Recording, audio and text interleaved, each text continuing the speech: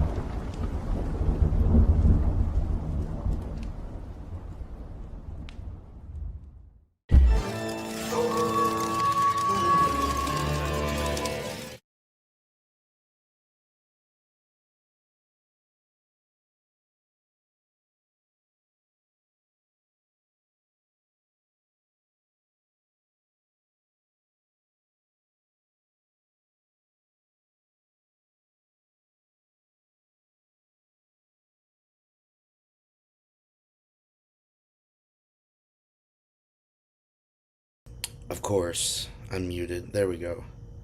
Thank you for letting me know. Welcome to tonight's live stream. We got Dan in the house, Cliff Booth. How you guys doing? Yeah. So tonight we're doing something a little different that I've never done before.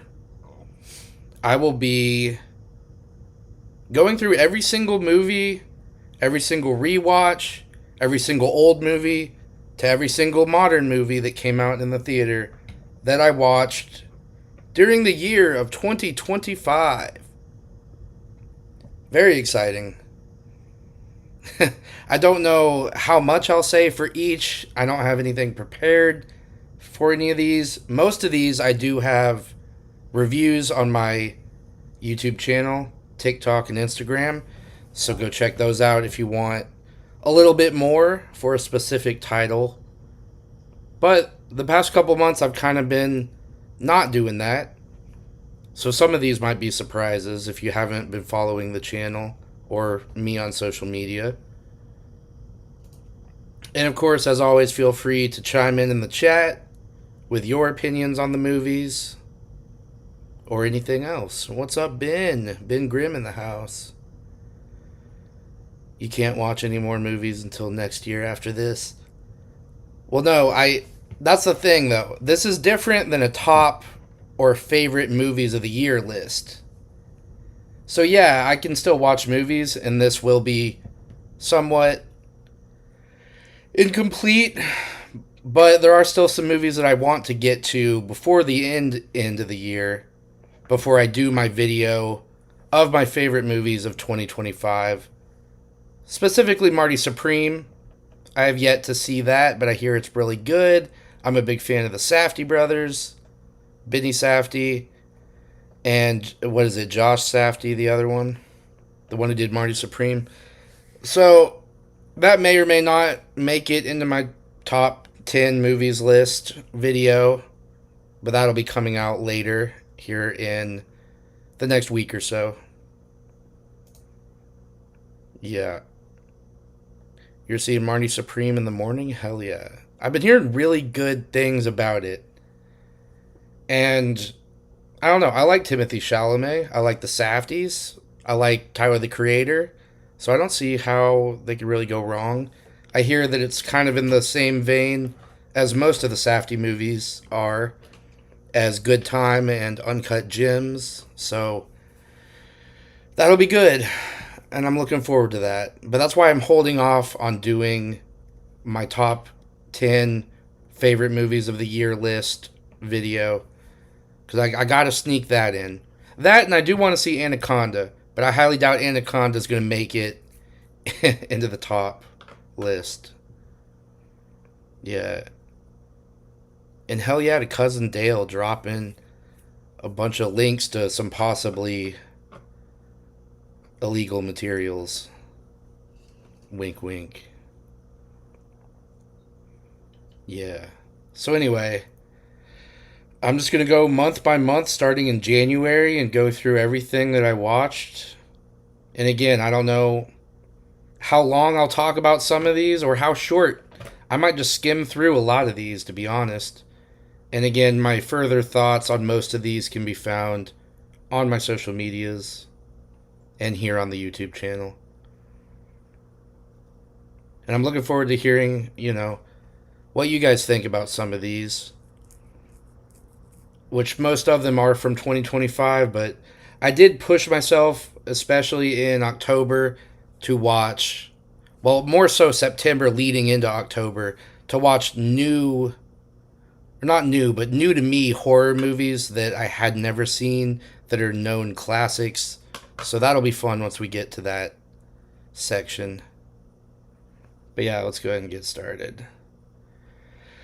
Again, I don't really have anything prepared. I probably should have, I don't know, I'll do timestamps afterwards for each month maybe, but I don't have any title on the screen for here's the January movies, but it doesn't really matter. And again, these aren't all 2025 anyway, so the first movie of this that I watched this year was Immaculate. And unfortunately, it was pretty bad. And it did not even hold a candle to the first Omen, which was amazing. But I had to finally get to Immaculate.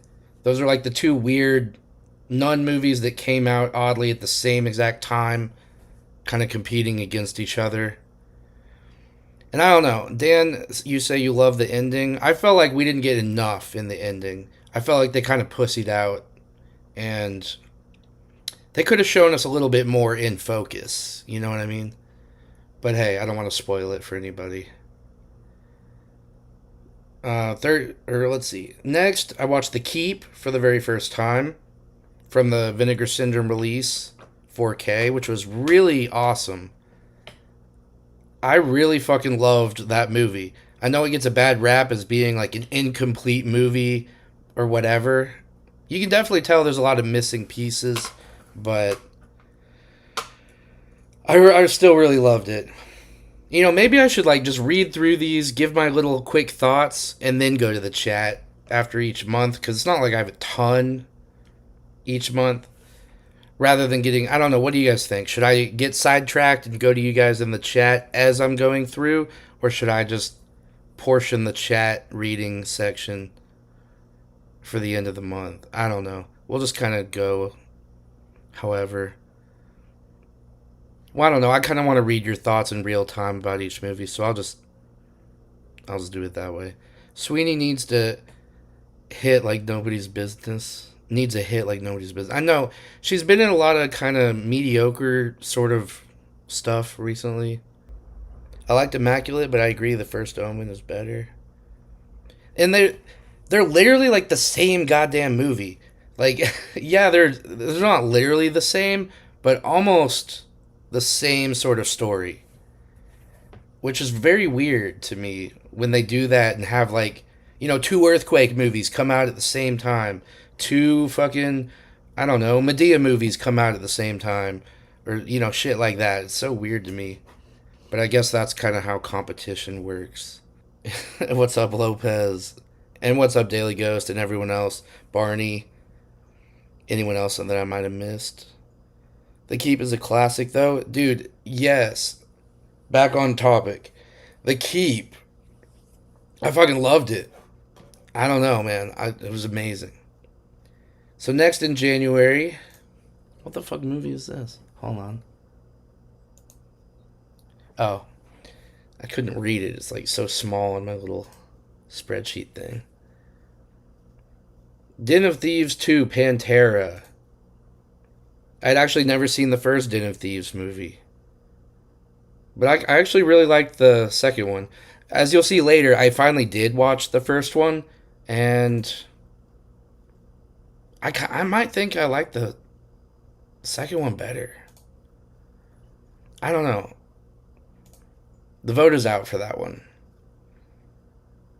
But then I watched Presents, Steven Soderbergh, one of two movies he released this year. Possibly more. I don't know. The dude is a fucking, like, he never stops working. And dude, my favorite directors are probably Tarantino for sticking with the same style we know and love every time, and Steven Soderbergh for really switching up his style almost every time, who really loves to experiment. So, two, like, directors that I love for opposite reasons. But anyway, Presence was decent. The rewatchability for me is not really there, but it was still a solid movie, I thought. I'm actually excited for Gerard Butler's new one, Greenland 2. I I still never saw the first one. If it's good, let me know, and maybe I'll go try to watch the first one before the new one. Dan says he enjoyed Presents. 2026 was the year of did not finish movies for me. I started a bunch of movies and either fell asleep on it or became disinterested and turned it off. This year more than any. Well, I wouldn't say that's like. I would say that's almost more of a positive statement than not. I don't know if you meant it to be positive or negative, but I'll be honest. I need to do more of that because sometimes I won't start a movie because I either don't have enough time to watch it all in one sitting or because I just don't think I'll be interested in the movie. And I forget that, hey, if the movie's shit, I can always turn it off halfway through. But I'm such like a completionist. Even if the movie's really shit, I will like try to just wait it out and hope it gets better. But I don't know. I think I need to not be afraid to turn off bad movies. And maybe that would help me watch more. Even though this year I think is a record for me. I watched 172 movies during the year of 2025, which I know is probably like nothing compared to Dan and you, Ben. But Ghost says he loved Greenland. Hell yeah, man. And what's up, Chris? Black Glove Reviews. How you doing, man? If you like disaster movies, it's really good. I do like a good disaster movies, so yeah. I'm at like 148, I think, films I've watched. Hell yeah, man. Man, I've watched like 30 the past couple weeks. Dan, you really need to get into. I know people have told you this a million times. You need to get into Letterboxd, man. Um, you don't have to log everything you've ever seen. Just start this year in January. and just log everything that you watch starting in January. Because I agree, the thought of going back and logging everything you've ever seen, I don't know how the fuck anyone, especially you, would ever even do that. That's like unrealistic.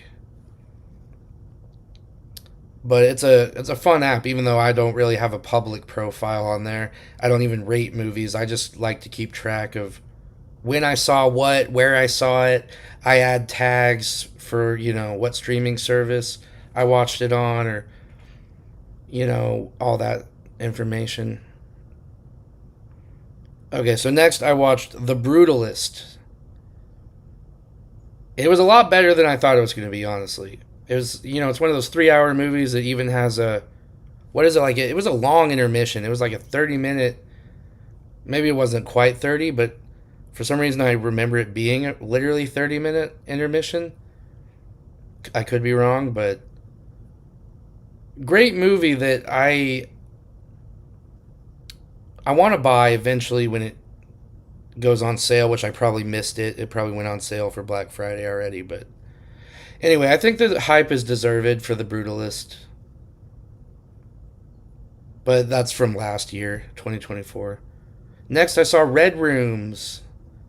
Recommendation from Dan Ben. I think you might have said it was good and recommended it as well.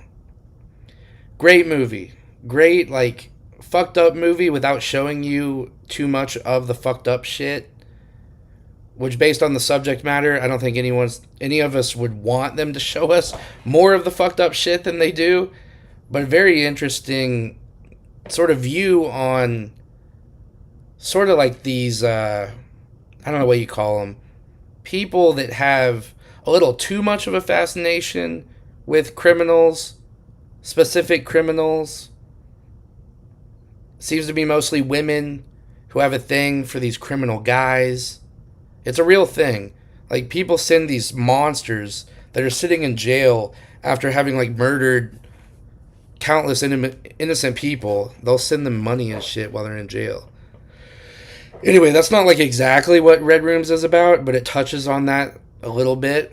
And I thought it was very good and very, very entertaining. Yeah. Yes, Letterboxd helps me keep track of what I watched.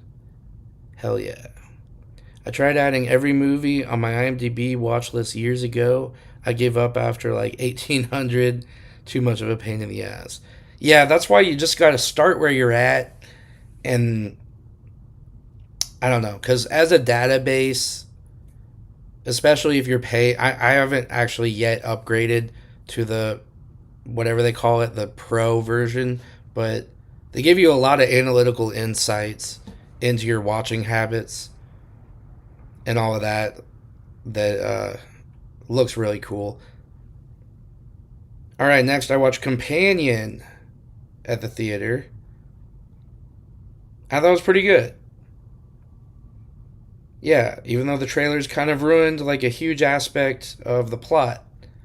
And some people would argue otherwise. I've seen people add that movie in their top 10 list and be like, oh, I'm so glad the trailer didn't ruin the certain thing that happens in the movie, but I don't know what the fuck they're talking about. Because the second trailer completely gives a huge thing away that's why I don't watch trailers, or I try not to, so yeah. So then I watched, um, going into February 4th, I was able to go to a screening of the original My Bloody Valentine at the theater. 1981 is when that originally came out. And what can I say? It's a great little movie for Valentine's Day. Next, I watched Flight Risk with fucking what's his name? Mark Wahlberg. And yeah, to be honest, I don't remember shit about that movie. Like, I know I saw it, but it's one of those movies where it was just kind of blah. Like, it was all right, but nothing I really want to expand on. But a movie that I feel the exact opposite about, I saw next at the theater, Heart Eyes. I love Heart Eyes. Um, as you'll also see, I later rewatched it, and I still love it. Yeah, really, kind of like it has that perfect balance, which I find hard to. I don't know. It takes a lot for a horror comedy to balance the horror and the comedy without screwing it up for me personally. And I feel like Hard Eyes is the perfect balance of comedy, brutality, and horror. And I love it. Wahlberg threatening the essay to essay Topher Grace. I forgot Topher Grace was even in the damn movie, but yeah, you're right. The whole time was the highlight. So then next I watched the documentary Casa Bonita Mi Amor, which is about the restaurant Casa Bonita in Colorado, outside of Denver, I believe, that the South Park guys, Matt Stone and Trey Parker, bought. And it's about them renovating it, updating it, and that whole process. It's one of those like sort of gimmicky restaurants that I don't know. I don't know. Like gimmicky sounds like very negative, but I love that type of shit. I love themed restaurants, even if it is gimmicky or whatever. And I don't know. I would love to go visit Casa Bonita one day, and I thought it was a pretty interesting documentary that, again, made me really want to go to Colorado just for that shit. Let me know if anyone out there has been there because it was awesome. I think Mel Gibson directed Flight Risk. I do believe you are correct. Yes, the fall of IMDb boards made me give up on keeping track of everything I watch, says Dan. And he's got two sequels to Passion of the Christ in production. Damn, okay, so he's really going into the biblical shit. Okay.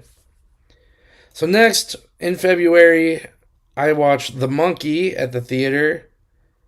Complete fucking trash. Talk about a comedy horror that misses the mark completely, in my opinion. I couldn't stand The Monkey. I don't think I'll ever rewatch that movie. Oh, it's just one of those Oz Perkin movies that, honestly, I think my favorite Oz Perkin, movie is Blackcoat's Daughter. I don't think he's ever made anything that's even close to living up to that. I don't know. I did like Long Legs, but not as good as Blackcoat's Daughter, I don't think. Are you a fan of Spanking the Monkey, Hayden? Yeah, that's more my speed, Dan. Then I watched The Gorge, and I don't really have anything to say. It was interesting, but it should have been a lot more interesting. Could have been a lot more interesting. Yeah. Then I got to see a screening at the theater of Goodfellas, 1990 film. Fucking awesome. I don't feel like I really need to say anything about that. The Gorge was fun. Yeah, it was fun, but another one of those movies I'll probably never go rewatch. But I don't really have anything bad to say about it. Moving on to March. Goodfellas is amazing. Again, I don't really have anything to add to that conversation. It was really cool to see it at the movie theater. Until the movie theater that I saw that at, I don't know. The ownership has changed hands multiple times throughout the past like decade, and they were for a while doing like every, it was either Tuesday or Wednesday. They would show a classic movie like that, like Goodfellas. They showed Top Gun, which I think is coming up on my list eventually. Just classic movies like that. And it was so much fun. And then they closed down and got reopened by another company. and stopped doing the retro screenings. So very disappointing. But moving on to March. First movie I watched in March at the theater, and I had to drive to a theater, an AMC that wasn't close to me at all, but it was worth it, and that is Parthenope, a movie that I feel like I'm the only fucking person on this earth who has watched or who has said anything about it. It is an A24 movie, even though even A24 acts like it doesn't even fucking exist. Even despite it having Gary Oldman in the fucking cast, but I guess even he wasn't big enough to get the movie the attention it deserves. But it is the perfect, like, spoken in Italian, beautiful shots of just Italian beaches and landscapes, and a beautiful, stunning chick who goes around basically having love triangles with these different guys. Um, then I got to see The Big Lebowski for the very first time. I'd never seen it before on the big screen. As you'll see as a theme throughout this, I try to go. I'll see any movie on the big screen, especially if it's a retro release.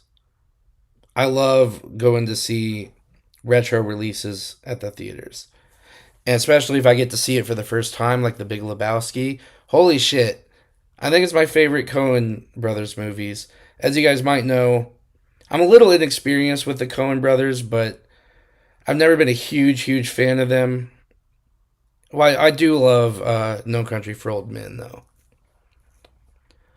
Um, you'd cross the gorge to get it in with Anya Taylor Joy. Dan, hell yeah.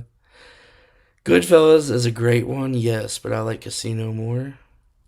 Casino, I love Casino, but I think Goodfellas is. I like it better personally. So then after the Big Lebowski, I saw Mickey 17, Bong Smoker's Choice, or whatever the director's name is. I'm just joking. I know it's Bong Joon Ho. Mickey 17, another one of those movies that was pretty good. Robert Pattinson's great with his annoying ass fucking whatever the fuck accent that is. But I'm never gonna watch it again. Um, but yeah, moving on. I rewatched Heart Eyes. I think at the theater. I can't remember exactly, but still love it. Then I watched Steven Soderbergh's second movie of the year, Black Bag, which I went in thinking it was going to be some sort of spy action espionage James Bond lookalike. And it's literally just the spies in the office the whole time. I don't know what I was expecting. Well, I know what I was expecting. Exactly that. An action movie. Needless to say, it wasn't what I thought it was going to be, but I still really enjoyed it for what it was. It's a movie that I might rewatch. I don't know if I'd buy it, but I would rewatch Black Bag. Then I watched Novocaine, one of probably 10 movies that Jack Quaid was in this year, and I loved it. Well, I don't know about loved, but I thought it was really great. Yeah. I don't really have a lot to say about it, but it was good. Then I watched Ash at the theater, directed by that Flying Lotus musician guy. Apparently, this was not his directorial debut. I don't know why I thought it was. Felt like everyone was saying it was, but nonetheless, pretty decent, like alien esque, psychological, trippy sort of space movie.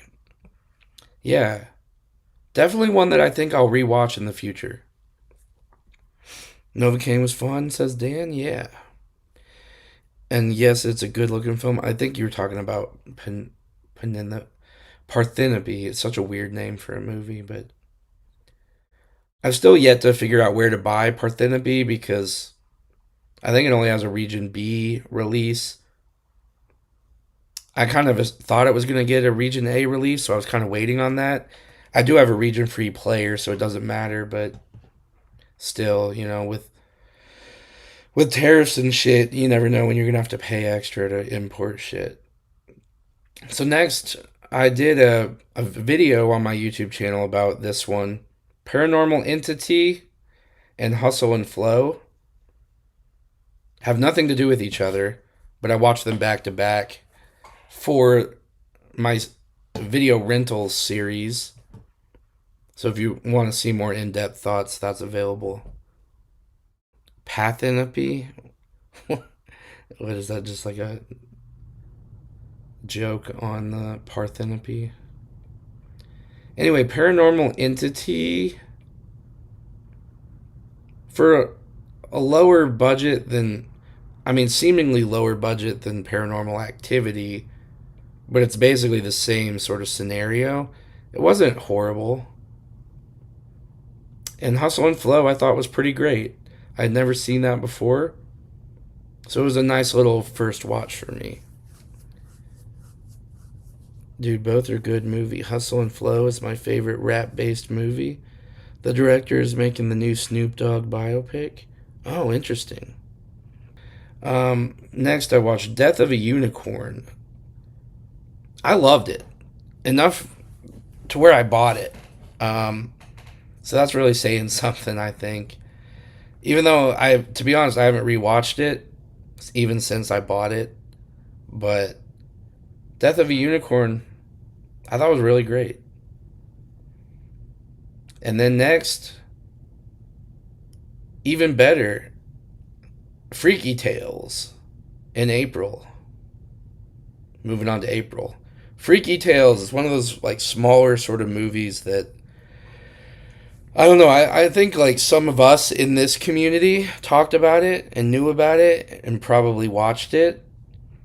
But I felt like it just got completely overlooked by the general public. And hopefully that changes. I don't know. Hopefully there's like a resurgence of people. And I feel like there will. I feel like Freaky Tales is going to be like a cult film that years down the line people are like bandwagoning for it in a positive way. I know bandwagoning is kind of a negative thing, but you know what I mean. Then Hell of a Summer. Dude, I don't know, man. Directed by, Fem Wolfhard or something. The fucking Stranger Things kid. I mean, technically the movie was shot well for the most part. Like, they used professional cameras and it looked like a real movie. So, that's saying something. The kid getting stabbed who's allergic to peanut butter with the peanut butter knife was kind of interesting. I don't know why I'm like trying to come up with positives for a movie that overall I didn't really enjoy, but I don't know. Some of the comedy was funny, but that's about it. Freaky Tales was amazing. Anthologies in the theaters have rough times for some reason. Yeah, and I just don't think they did a good enough job promoting it. Like, I didn't see anything about Freaky Tales, really. It just happened to be one of those months where I was, like, just trying to go to the theater as much as possible. And just seeing anything and everything for the most part. And I was like, what the fuck is Freaky Tales? And it's fucking awesome. Hell of a Summer was ass, says Dan. Freaky Tales was really good. Hayden, did you watch Match? No, I haven't. You're going to have to tell me more about it, and maybe I should watch a trailer or something, because what is it about, like a matchbook that catches on fire? I don't know, just, I need some descriptions. Say something to get me motivated to see it. I don't know anything about it. But every time you mention it, I instantly forget about it. And that's not a criticism of it has anything to do with you. It just seems like a generic title, I think. But okay, go in blind. All right, Match is really good. It's a Tinder horror movie. Oh, okay. I remember you saying that before. It's on Tubi. Okay, hell yeah. Another movie that you guys even have recommended is The Coffee Table. I still need to watch that. I don't know what made me think of that. Just another movie with kind of a weird name that people seem to really like. It's about a woman who shows up for a Tinder date and it isn't what she expected. Okay. All right, that's enough to sell me, I think. But so next in April, I watched Screamboat, which I thought was really good. Like in that sort of like bad movie, but like Disney's sort of horror take on movies. You know what I mean? Like the what's it called? The Winnie the Pooh, Blood and Honey, that sort of like style of movie. And it has the guy who plays Art the Clown, David Howard Thornton, in it playing sort of Mickey Mouse. Wink, wink. I don't know if they're legally allowed to say that. And it also has the guy from uh, the Teen Wolf show in it, who apparently is like just covered in tattoos now, which is very surprising. Then we got. I went to see Warfare at the theater. This just feels really boring. Are you guys like having an okay time in the chat? I don't know why this just feels really boring. I just feel like I'm putting everyone to sleep, just going through all the fucking random movies that I saw in order. But anyway, that's probably just me in my own head right now.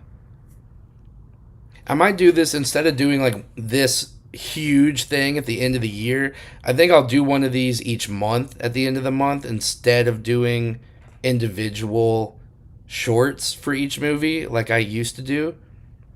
I think I'm just going to do like a monthly recap in this style. So that way it'll be less long,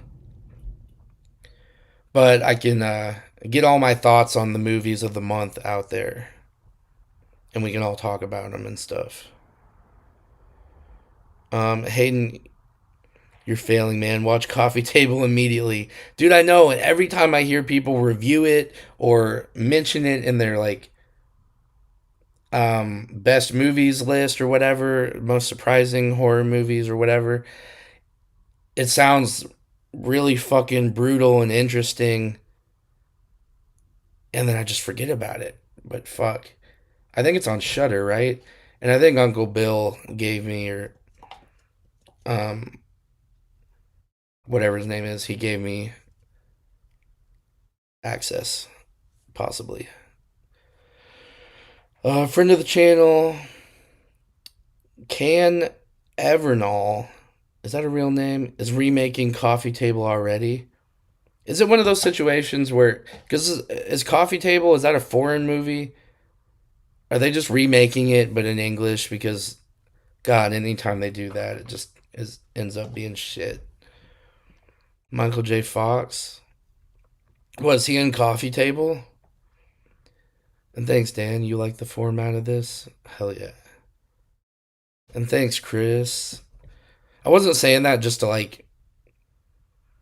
I really do feel like it's boring. So thank you for letting me know otherwise, even though some people might still think it's boring, but oh well.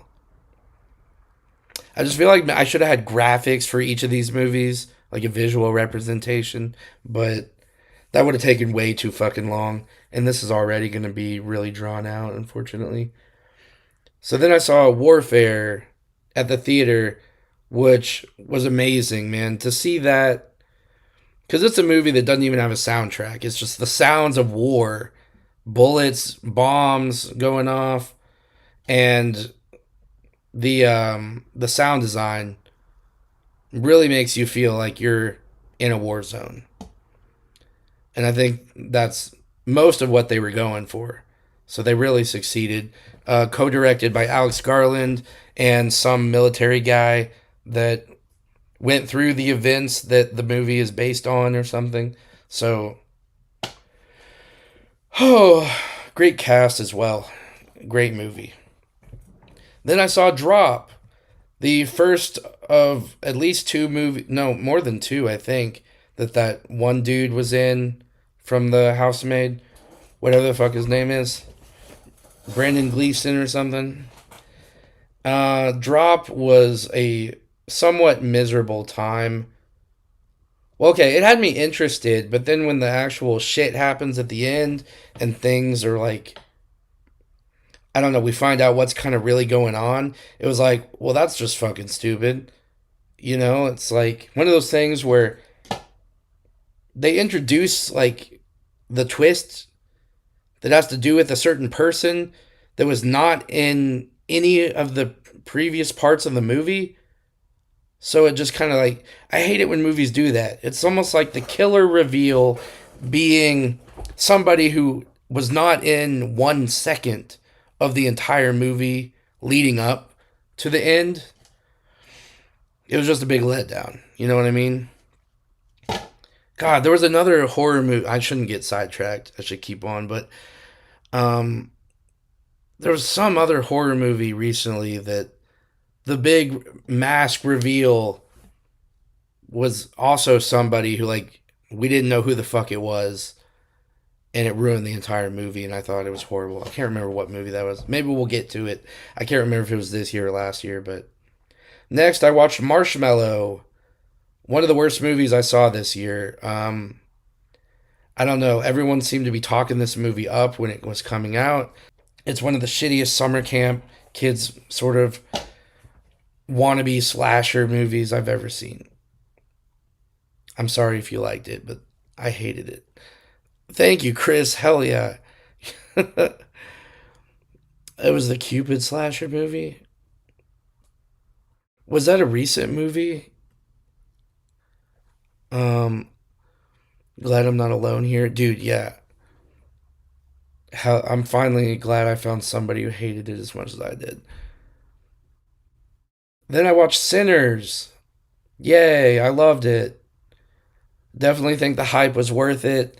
I understand people's criticisms of it taking forever to get to the vampire shit. Spoiler alert. But if you don't know Sinners is about vampires by now, then I don't know where you've been living. But um, I thought it was awesome. The shit outside of the vampire stuff, it could have just stayed there and I would have been happy. But the vampire shit added just a little extra that I thought was pretty cool. I do feel like they could have done more with the vampire stuff throughout the movie. But overall, I loved it. Funny because I watched a top 10 list that dude said Marshmallow was the best slasher he ever seen. Holy shit, that dude must be living under a rock. Yes, the Valentine's Day slasher one where the couple is running and one of the killers turned out to be a random dude. Oh, you're talking about Heart Eyes, but whew, that was just like one piece of the who did it puzzle. If that had been like the solo killer of the entire movie, that would have been very disappointing. But yeah, luckily that's not like how that ended without giving anything away. There were some highly overrated horror movies this year, but Sinners lived up to the hype. I agree. Next, and I know, Dan, I think you said you were a fan of Marshmallow, and I know you were also a fan of The Shrouds, another movie that I'm about to shit on completely. So I apologize to you, Dan. I could not stand this movie. I thought it started off kind of cool, you know, this guy, rich guy who invented these graves where if your like wife dies or whatever, you can see their body literally in the grave with technology. That part was pretty cool. And then it just like goes into this like wacko conspiracy shit that ultimately doesn't pay off in my opinion and just kind of goes nowhere and it almost put me to sleep. Yeah. What Cronenberg movies are you a fan of? I'll tell you what, not any of his recent stuff because The Shrouds was horrible, and what was that last one he did, Crimes of the Future? Another great, like, he comes up with these great ideas involving technology, but then the rest of the movie just shits the bed for me. But Videodrome is probably my favorite. The Fly, I really like The Fly. Um, there's still a lot that I have to explore with Cronenberg. Um, what else have I seen? I don't know. I'd have to see a list of them, but I don't know. All I know is that The Shrouds and Crimes of the Future did not encourage me to go into his filmography, but maybe I will at some point. A History of Violence. Was that Cronenberg who did that? Oh, I could have sworn that was like Soderbergh. Hmm. I don't think he's ever missed. Well, besides The Shrouds and Crimes of the Future. It's, well, to me. I'm not saying for you, Dan. It's insane to me how consistent he's been. And yeah, I don't want any of my negative shit talking to take away if you did like any of these movies, but I'm just throwing my opinion out there. Yeah, The Brood is fantastic. Videodrome is an all timer for me. And when I say I love Videodrome, like I really loved it. And The Fly as well. Okay, next I watched Until Dawn, which kicked the shit out of The Shrouds. It was a nice wake up for me. Not the best movie, but it was a lot better than I thought it was going to be, having zero experience with the Until Dawn games. Um, I know apparently people who really loved the games were disappointed in the direction they, excuse me, took the movie, but um, dude, I don't know. The Shrouds was just I can't even remember exactly what happens because it I don't know, a lot of it felt like a bunch of just random shit going on with random characters that didn't make a lot of sense. But anyway, Until Dawn, I thought was a really fun movie. I'm still trying to get my hands on a physical copy of it. But for some reason, it's one of those movies where the price has not fluctuated below like about $30. And I don't even know if it's gone as low as 30. I think it came out at like 45 or $50. And it's like, what the fuck? I'm definitely not spending $50 on that movie, but Crash is one you like. I do own Crash, but I haven't seen it. I've got the Criterion though. Spider, and I'm not giving up on Cronenberg. I'm not trying to say he's a bad director. There was just I don't know. It's just like with the Shrouds, Eight Crimes of the Future. It was like such a good premise and such good ideas at the root of the film, but then they just go into some like really weird, absurd places that kind of ruin the movies for me. But just with those two, yeah. Spider, I think would be up your alley as well. Okay, hell yeah. So then after Until Dawn, we're almost halfway done. How long have we been doing this? An hour? Okay. That's kind of what I expected. I figured it'd probably take a couple hours maybe to get through all this. The Accountant 2, which was fun. Glad I watched it, but also a movie like some of the others I've talked about where I don't know if I'll ever see it again. I remember him saying Crimes of the Future will have people walking out mid movie. Thought it was pretty tame. No one person walked out. I don't think there was anybody in my theater when I saw Crimes of the Future. Existenz is a very underrated Cronenberg. I highly recommend that film. Hell yeah. I've heard good things about that. I still need to check that out as well. Like I said, I'm relatively like I don't know. I haven't seen that many Cronenberg movies. I know I've seen one or two others that I just am blanking on right now. But anyway, moving on. The Accountant 2. Then after I saw that, the next movie I saw at the theater was The Ugly Stepsister. Finally, a movie that me and Dan can agree on. I think I fucking love this movie. It was like a dark, twisted, alternate version of whatever the fuck that fairy tale shit is about the ugly stepsister. I don't know. Is it Cinderella or is it the fucking fairy godmother movie? I don't fucking know. I'm not too well versed with fairy tale shit, but Ugly Stepsister was fucking awesome.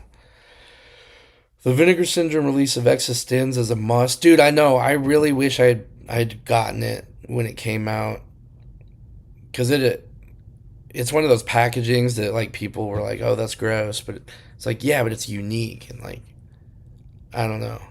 I would proudly put what is it, a nipple or some shit or like a hairy chest or something. I don't know, but I thought it was kind of cool. The packaging. Ugly Stepsister had a bunch of scenes I had to watch through my fingers. Oh yeah, that's what I love.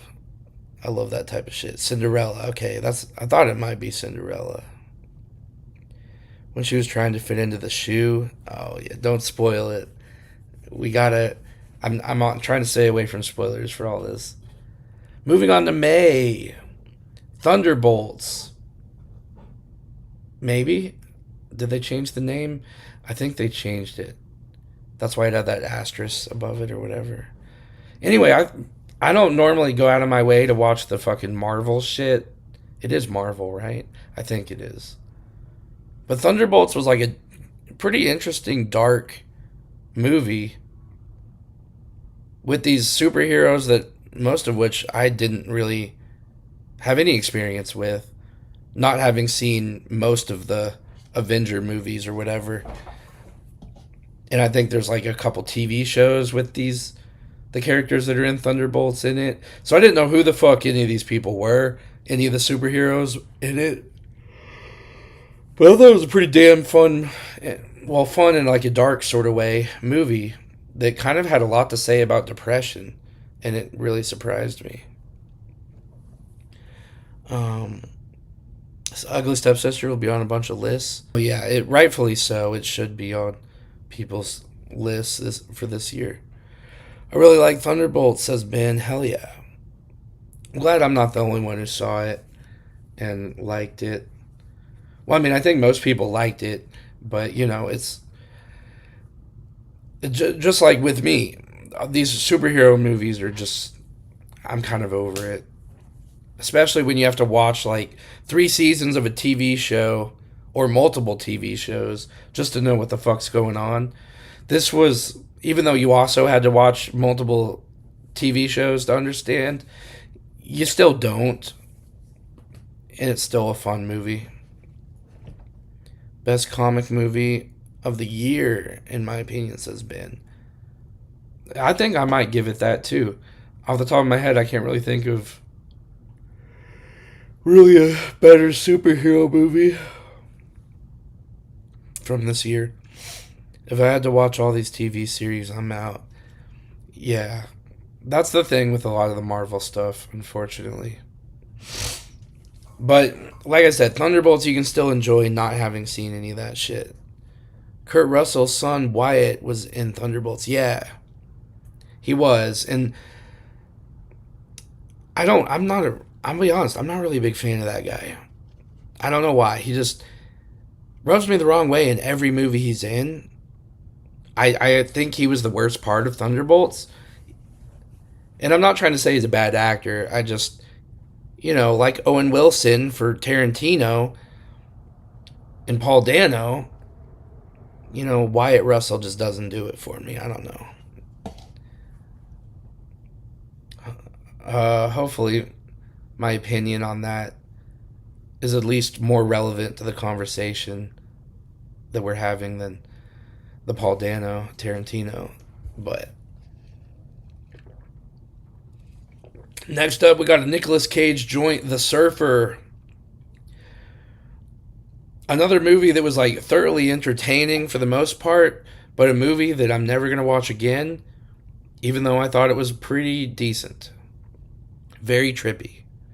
I mean, Nicolas Cage goes ape shit on a bunch of surfers and gets locked out of his car and starts going crazy and his life's falling apart. I mean, there's a lot to love and I think it's worth a watch. But if you can, maybe take some substances before you go see it, and I think you'll have an even better time. Yeah, eat the rat. I forgot about that. He's not his dad. I know the. Oh, and he's not his dad. And as far as Wyatt Russell, yeah. And again, not I'm not saying he's even a bad actor, but he always played. I think it's the casting of him. Honestly, he always gets cast as like the asshole dude who's annoying as fuck, and that's exactly what he is in Thunderbolts. Um. So anyway, the Surfer, yeah. And then next, I for the first time, not at the theater, unfortunately, but I watched it at home on Blu-ray. The Tourist Trap. And I'm gonna be honest, I did not like this movie. Like, uh, I don't really know what else to say. I just didn't like it. It just was kind of boring and bland, in my opinion. Probably because it was 1979 when it came out, and everything in the movie's kind of been done to death at this point. But yeah, I think I just got to it too late in life. Um, but it was still better than the next movie I watched at the theater, Rosario, one of the worst movies I saw at the theater this year. Tourist Trap is a classic. Well, not to me. It can rot in hell. I don't like it. Rosario, big piece of shit, waste of time. Even David Dalmatian or whatever his fucking name is, I'm he's wasted. Um, he's probably the best part of the damn movie. Then I watched The Legend of Oki or Ochi or whatever the fuck. I don't fucking know. It's some fucking Willem. I just saw it because Willem Dafoe was in there, and I was bored and went to the theater. And it was A24. Don't waste your time on this movie. It was just a big waste of time. I don't know. It wasn't even like a cute kids movie. It was just kind of like, what the fuck is this? Then I watched Clown in a Cornfield. I don't know. I don't know what I think about this movie. Like, I think I liked it more walking out of the theater than I currently do because I haven't really thought about it since or had any sort of urge to re-watch it. I don't know. Did you guys see Clown in the Cornfield? Um, yeah, I don't know. Clown in the Cornfield is 4 out of 10, says Chris. Black Glove reviews. Yeah, that's probably about what I would put it at too. Then moving on to one of my yearly watches, one of my favorite movies of all time, Sicario.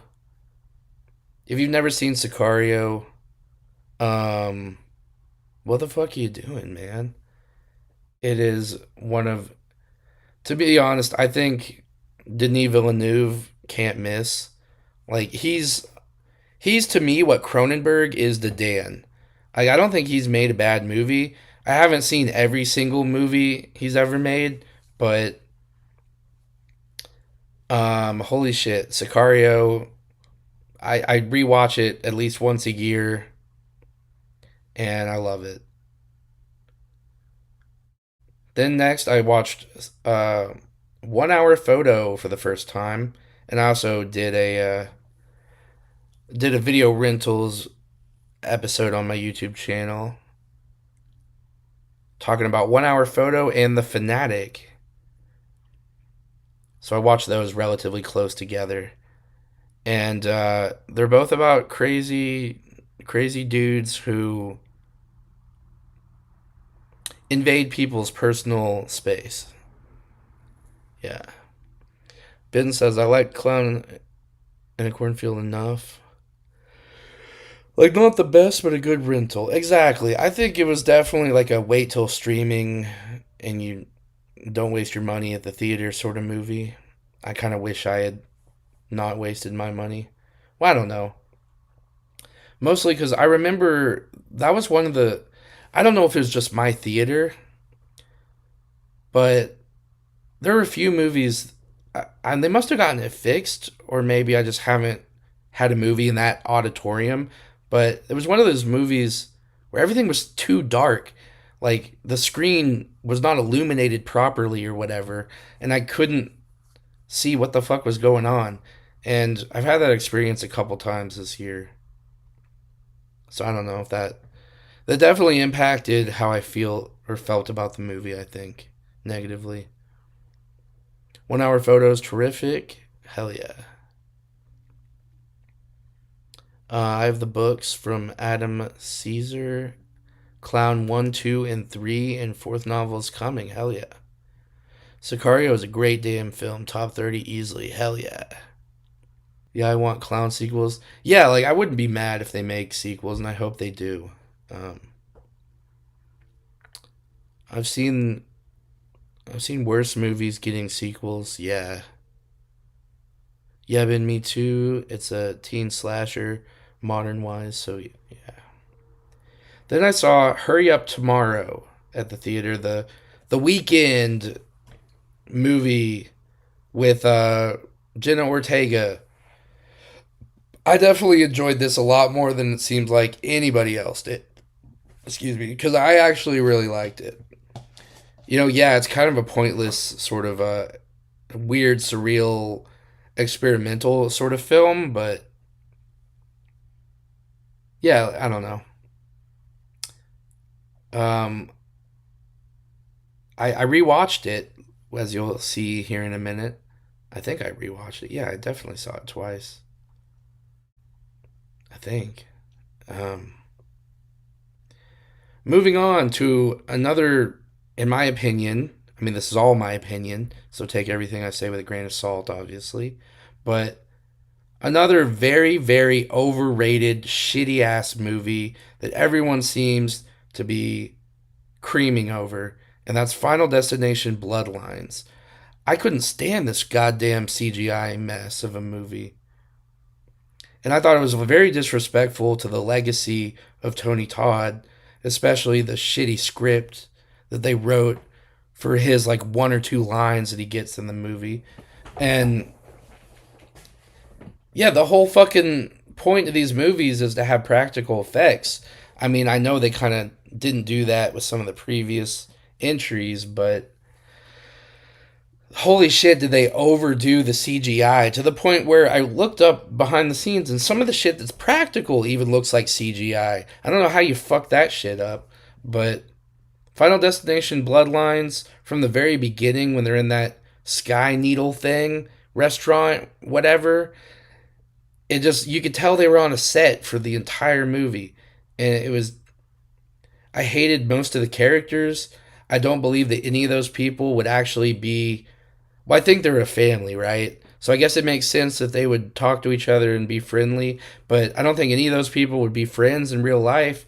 I didn't feel any sort of like chemistry between anybody. Tony Todd deserved better. Hashtag Tony Todd deserved better on Twitter. Let's see. Did you even know who Tony Todd? Man, Cliff, you're just turning into a hater of me now.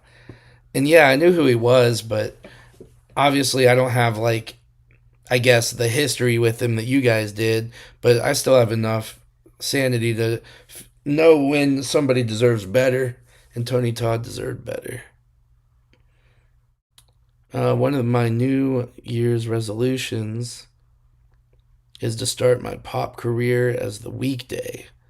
Hell, I'd fucking buy a ticket. FD6. What is FD6? Oh, Final Destination 6. I forgot we were even talking about that. It was fun to me. I liked it. There were the I did like the MRI kill, but overall, I don't know. I thought that was a fun movie. Tony Todd just gave that speech from the heart. Yeah, I don't know. If that's what happened, if it was like improvised, then they should have written him something. Oh, they said his lines were improvised. Well, that kind of makes more sense, I guess. But it was also just very cliche. Um, I don't know. It was just like too much of an obvious wink. I don't know. Me saying that, you guys will probably find disrespectful to yourself. So I don't really. You can't win with that one. Then I rewatched Tron Legacy for the first time I think since it came out. Not even realizing. I don't think I realized at the time that they were even working on a new one, and then a new one was coming out later this year with fucking Mars guy Jared Leto or whatever. Didn't get a chance to see the new one, but Tron Legacy, I think it was maybe even better than I remembered it. For years, everyone insisted his character was Death. For Tony Todd, yeah. So then I watched A Desert, another one of those kind of smaller, underappreciated movies that I thought was really fucking good. Yeah. Definitely a movie that I want to rewatch. I just don't know if it's a movie I would buy. Well, maybe I don't know. It's like borderline purchase worthy in my opinion. Yeah, hell yeah, Ben. I'm pretty sure Ben is the reason I went to go see this. Actually, I think I saw your review, and I was like, "What the fuck is that movie? That sounds cool." So thank you to Ben. Yeah, you and Dan are always recommending good shit to me that pushes me to go see shit that I probably wouldn't otherwise. So thank you. Yeah, definitely overlooked by most. Then I saw The Ruse, which I definitely didn't like as much as I remember me and Dan. I wouldn't say we were opposites on it, but I think Dan, you liked this a little bit more than I did. Not to compare our opinions, not that it matters, but I don't know. It was kind of like an interesting ride in the same way that Housemaid is also like an interesting ride, but I'm definitely never gonna watch it again, and that goes for the Housemaid as well. But it was fun in the theater while I was watching it. But looking back, I'm like, damn, that's really how they decided to like twist. I don't know. There's a reveal that's just like, oh, okay, so they just are going for the obvious here, which in some way I kind of respect. But oh man, I thought The Ruse was a really good old school Hitchcock style thriller. Yeah, I mean, I don't know. You definitely liked it more than I did, but again, I still thought it was a good time. But I don't know. This is one of those movies where like the only way I would ever watch it again is if like cable comes back into style and everyone gets cable again and it happens to be on TV one day and it's like halfway through and my mom's watching it and then I like sit down to decide to watch it with her or some shit. I don't know. That's the only way I would probably ever watch it, as if I was with somebody and they were already watching it. Next, Mission Impossible: The Final Reckoning, which apparently there was a part one that I didn't know about going into it. So I didn't know what the fuck was going on. Apparently, this big AI monster that is not really a monster because it's code, but is like threatening to make the world commit suicide essentially by nuking itself or something. Yeah, so it's kind of just one of those stupid like save the world movies, but I thought it had some really good like scenes in it, like the underwater scene with Tom Cruise, like underwater. I don't know. That was probably the most tense I've been in a movie theater all year, to be honest. It's not a movie that would make my top 10 list by any means, but it's definitely like in my top 30 of the year, probably. And I thought it was, I don't know. Mission Impossible, I've seen just like a few random entries here and there, but it's a series that once I get done with my James Bond marathon, working my way through all the James Bond movies in order, I think I might go to Mission Impossible to see what they have to offer. Because I've never really given them those movies a shot. Holy shit, I need to speed this up. We're already at an hour 20, and I've only, I think last time I checked on the time, we were probably like in April, and we're in May right now. Okay, Friendship. Fucking hilarious. Probably one of the better comedies I saw this year. It's definitely one of the few movies that I like wanted to.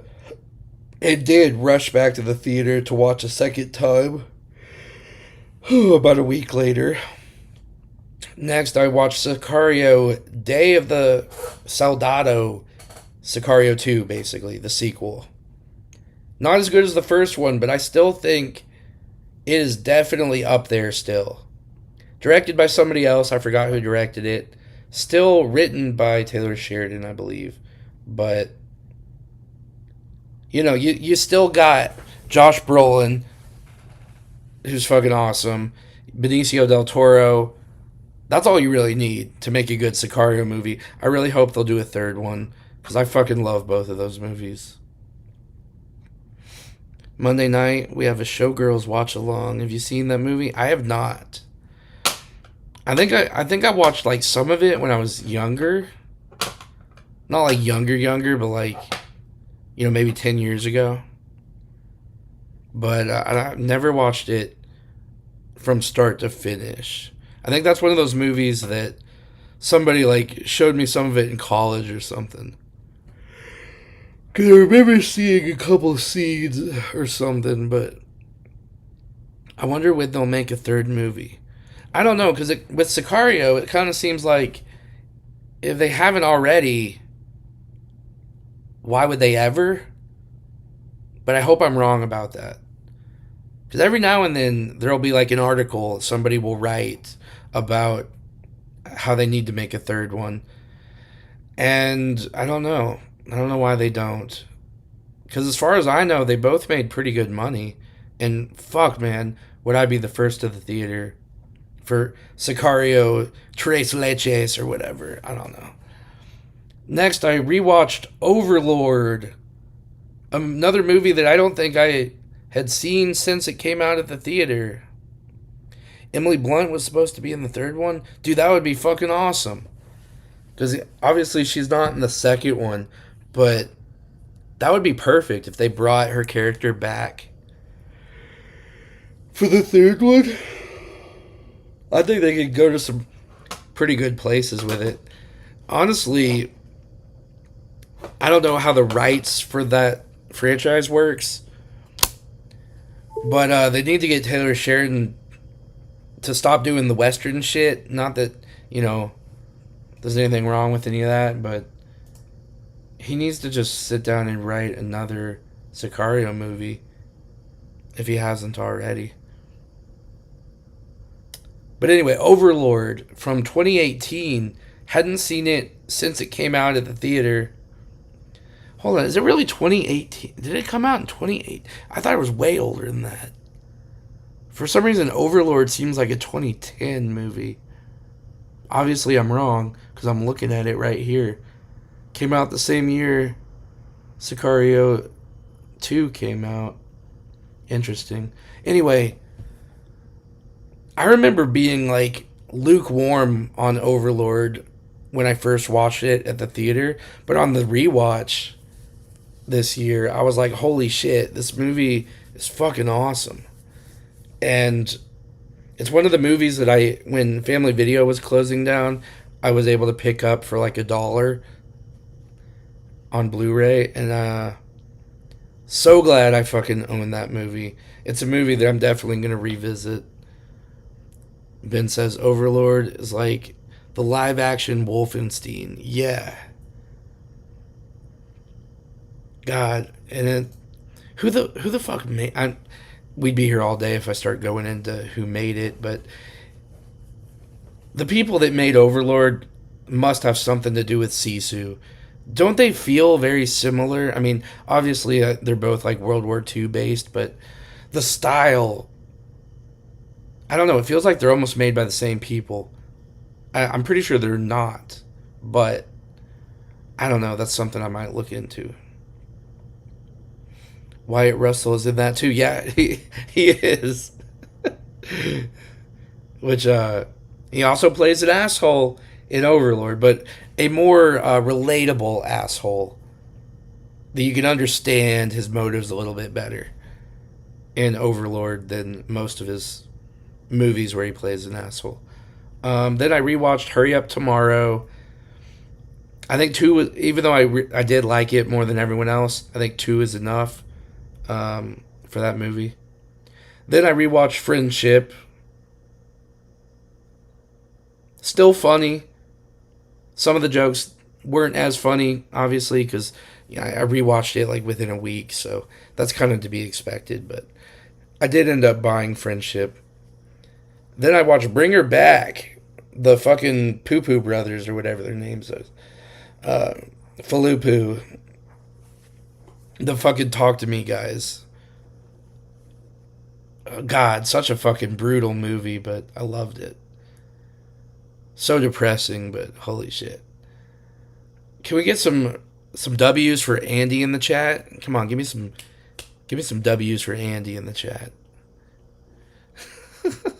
I love World War II set horror. Dude, we need more. Give me all the World War II horror movies. Moving on to June, though. Thinking of Bring Her Back makes my teeth hurt. Oh, yeah. Moving on to June. Dangerous Animals. Fucking awesome, man.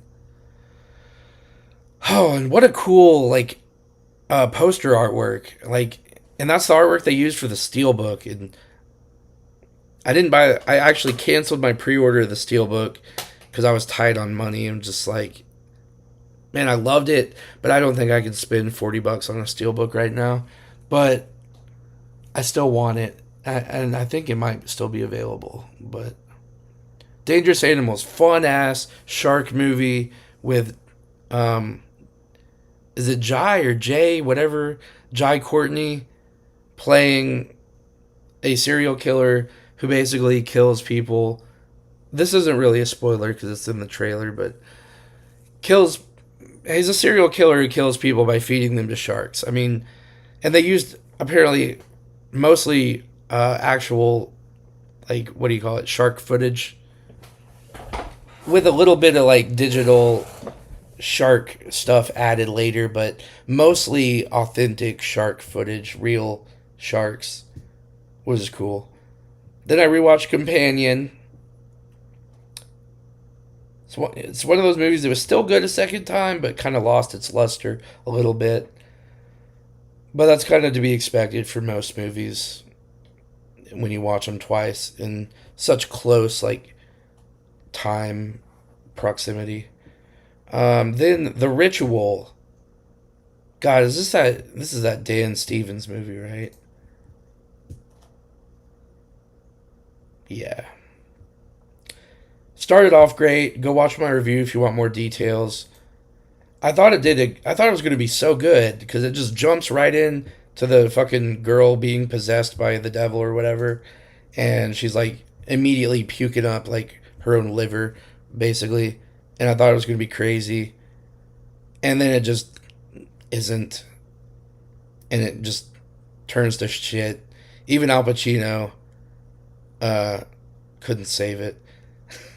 Um, then I watched Ballerina at the theater. Fucking awesome, dude.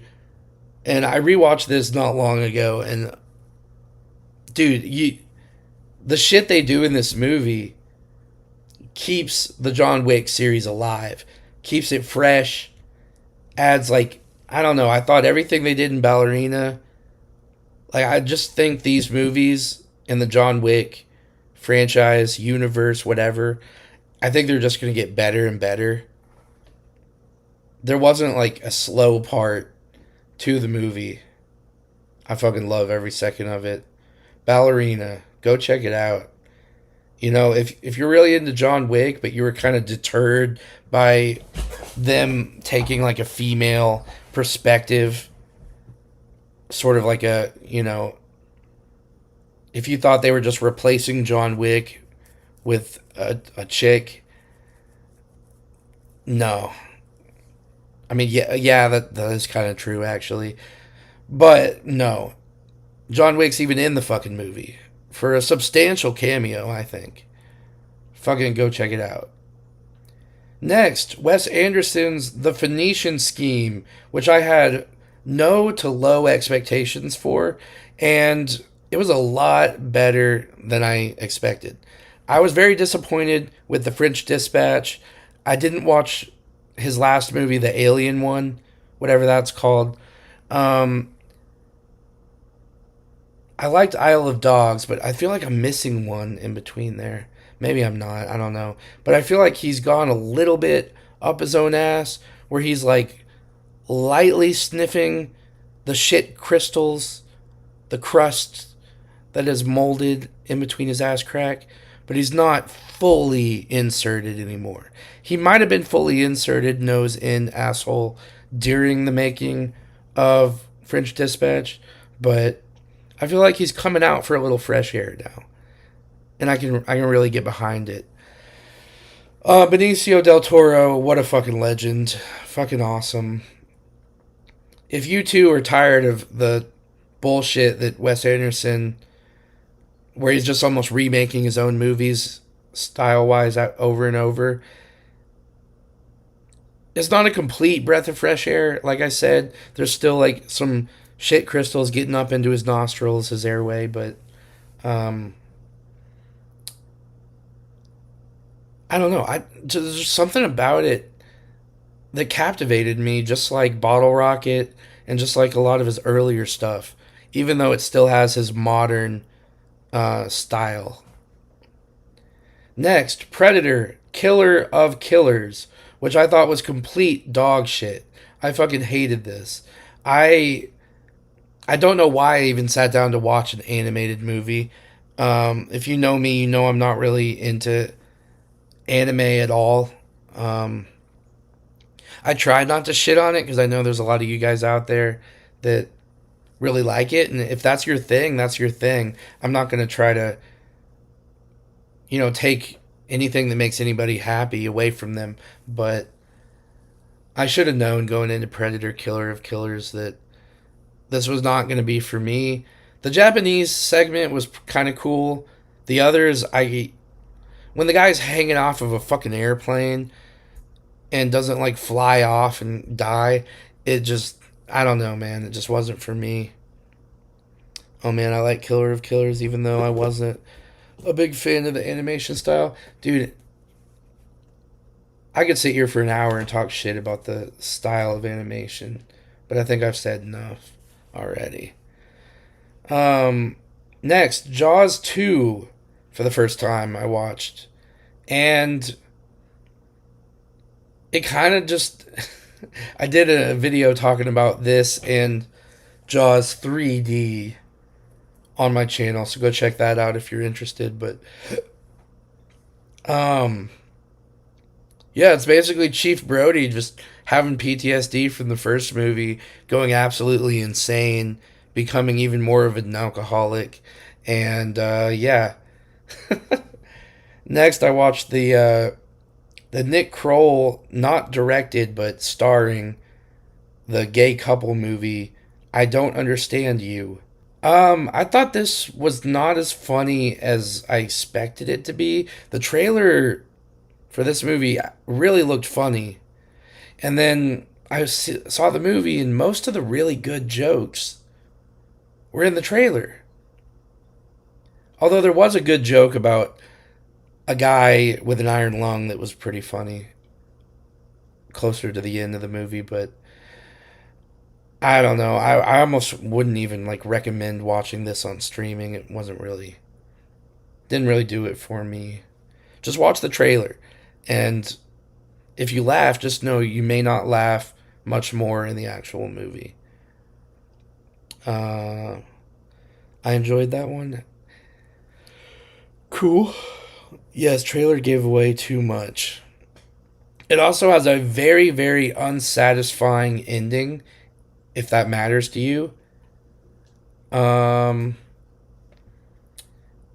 if you're one of those people that want bad people to kind of get what's coming to them, it's not going to happen for you in that movie.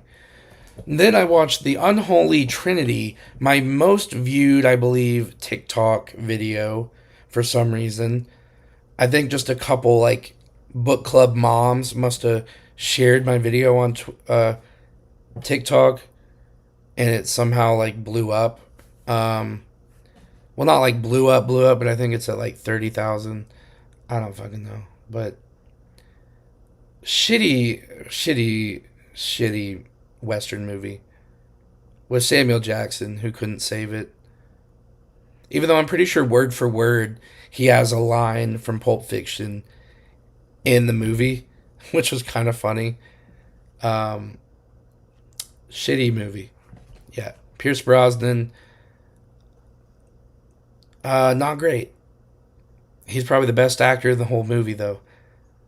Well, no, and Samuel Jackson's definitely the best actor in the movie. But anyway, moving on. Jaws 3D. Oh, what the fuck? What the fuck is this movie, man? I thought it was going to be so much more fun than it was, man. Like sharks or a shark breaking in and killing people at SeaWorld. But that's not exactly what happens. And what really happens is a lot less interesting, unfortunately. Um, Dennis Quaid, a young Dennis Quaid's in it. You know, it's still an entertaining, shitty movie, but um, I don't know. I don't know if I'll ever watch it again. Maybe one day. Jaws 3 rules. Alright. Well, I'm glad somebody enjoyed it more than me.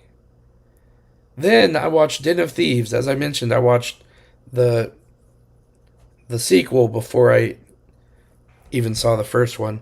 Den of Thieves for the first time. It was pretty good. I liked it. Anyone who's like really into those movies, they have a kick ass, if it's even still available, Blu ray box set on Lionsgate Limited that looks like the safe from the second one, I believe. Yeah. And it like opens up and then you've got the steelbooks inside of it. I don't know, it's really cool. But even though I really enjoy those movies, I don't enjoy them enough to buy the $50, and it's probably more than $50, I'm not positive, steelbook set. Even though it is a really fucking killer set. Go check it out. Then we got 28 Years Later at the theater. I really fucking love this movie. In fact, I think I might like I don't know. I'm still kind of working on my top 10 of the year list. I don't know. I don't know if it's going to make it or not, but it's one of those movies, the more I think about it, the more I actually like. And I came out of the theater really liking it, but I think the more I think about it, the more I like it. And I'm excited for the Bone Temple.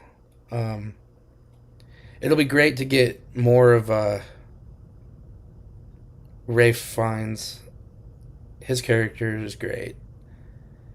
Even though the dude's mom didn't have to die, but whatever. Spoiler. That's probably the only spoiler.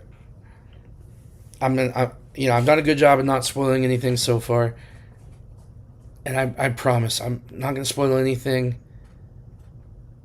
Continuing, but the dude's mom didn't have to die, man. Come on, I'm still pissed about it. Yes, I'm excited for Bone Temple, says Dan. Hell yeah. See Parvulos. It's a similar zombie movie. Okay, let me write this down. Is that the one? Is that one of the ones you were mentioning earlier? Parvulos. Okay. Then I saw Top Gun at the movie theater rewatch. I've seen Top Gun before. I really love it. I think Top Gun Maverick is also fucking incredible. I don't know what it is about just... I don't know. It encapsulates everything that I love about just cheesy 80s action, romance, blah, blah, blah. You name it, it's got it. It was really cool to see that at the theater. Yeah. Felt like I was in the 80s while I was watching it. Next, I saw F1, the Formula One Brad Pitt movie at the theater, and it was not as cool as I thought it was going to be. I don't know if that has to do with me having limited to no knowledge on Formula One and how it operates, but I really love Top Gun Maverick, and it's directed by the same guy. Great soundtrack on Top Gun. Dude, yeah. Definitely. But I don't know why I just did not... It's not that I didn't like F1. Like, I did like it, and I thought it was a good movie. But it just didn't have that epicness, that, like, fucking awesome, like, you leave the theater and you just want to, like, yeah, take on the world sort of, like, shit. Which, I don't know. The older I get, the harder that is to sort of find that type of joy after watching a movie in general. But, I don't know. That's kind of how I felt leaving Top Gun Maverick, though. And that's how I expected to feel after F1. Maybe I put too many high expectations on it going in, but yeah. I don't know. I need to rewatch it, but I don't think I'm ever going to buy it. I don't know, maybe, but probably not. Then I rewatched Death Proof. Yeah. I fucking love Death Proof.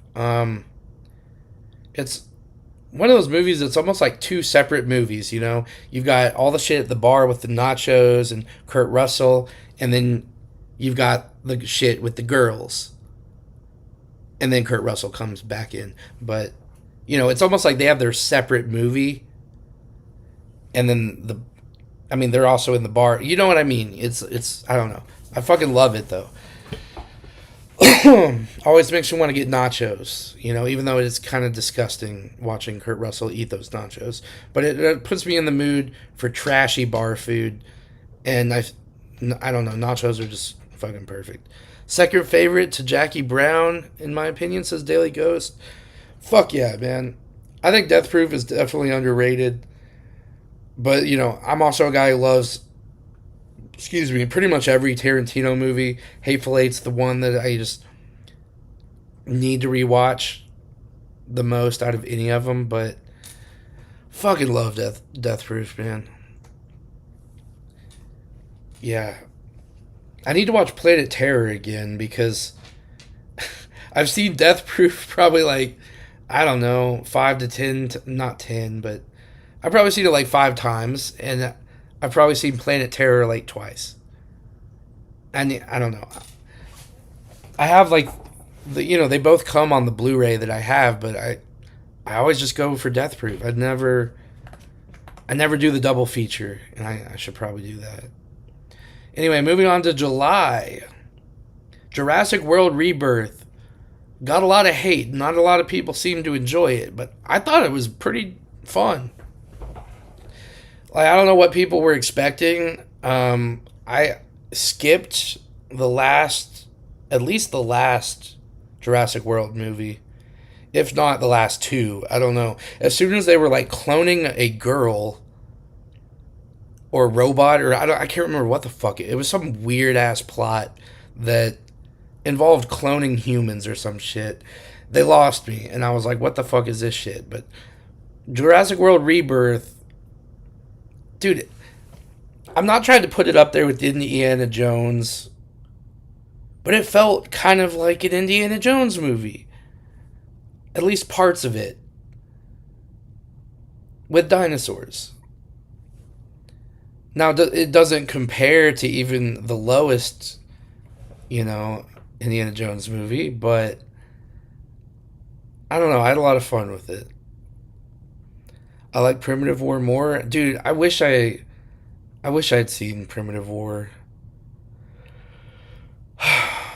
That was like I can't remember. Primitive War was either like a very limited release or it was one of those that was like a Fathom event or something.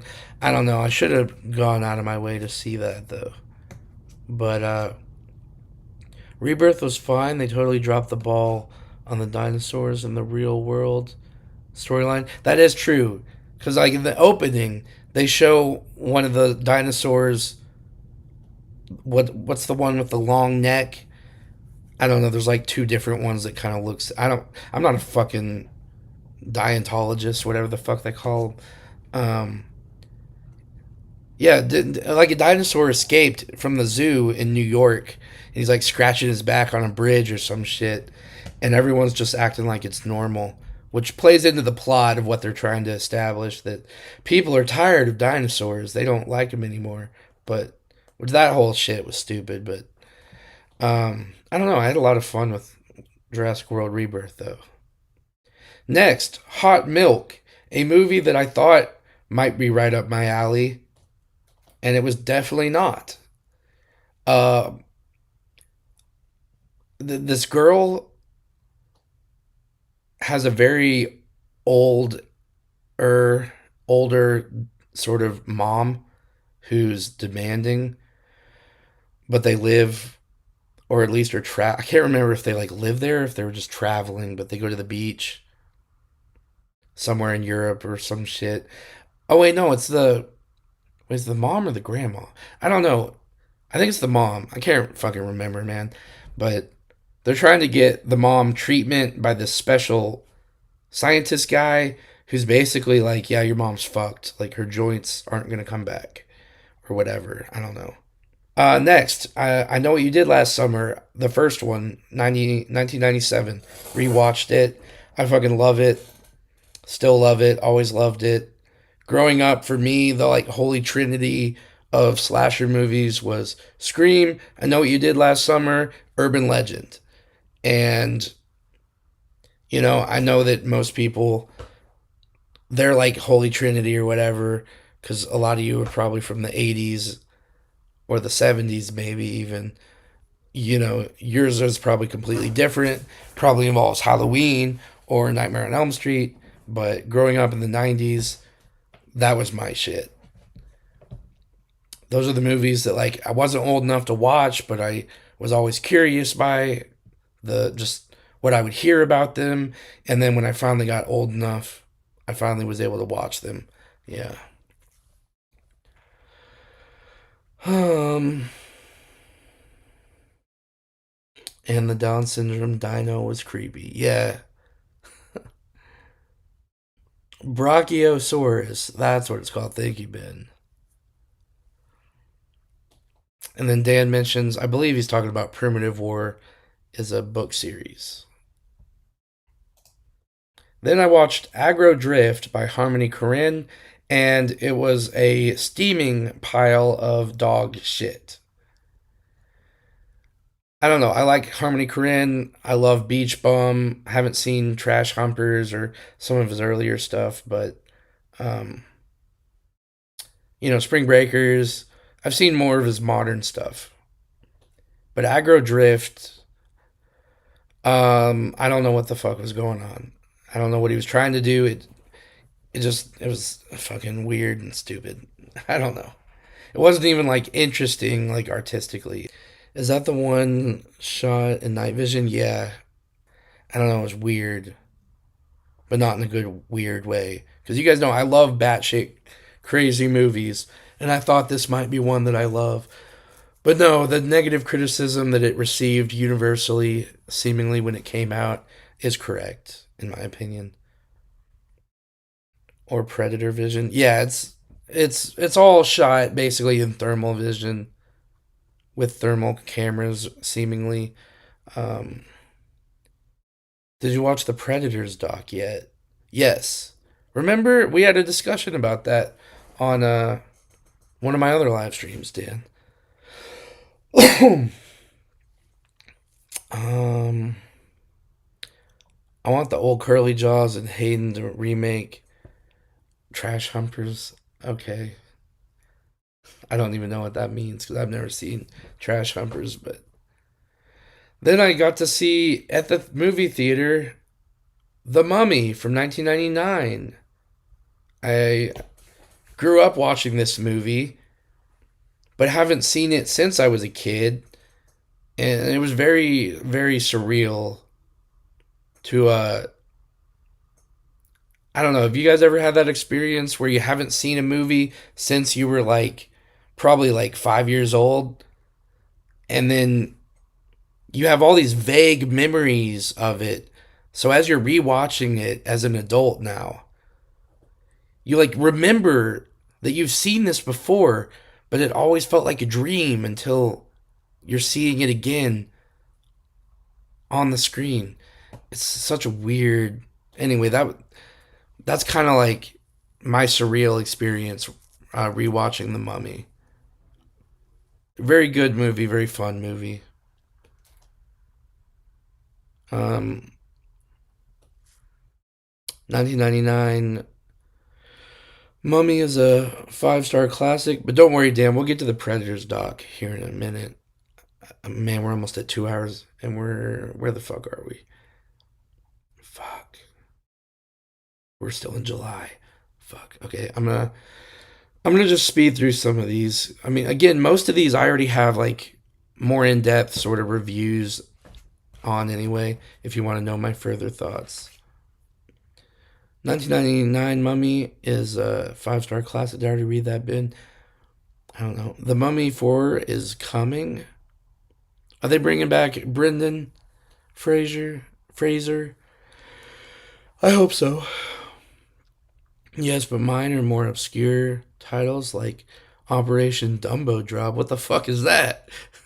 I saw Operation Dumbo Drop in theaters, says Dan. Of course. I don't even know what the fuck that is, though.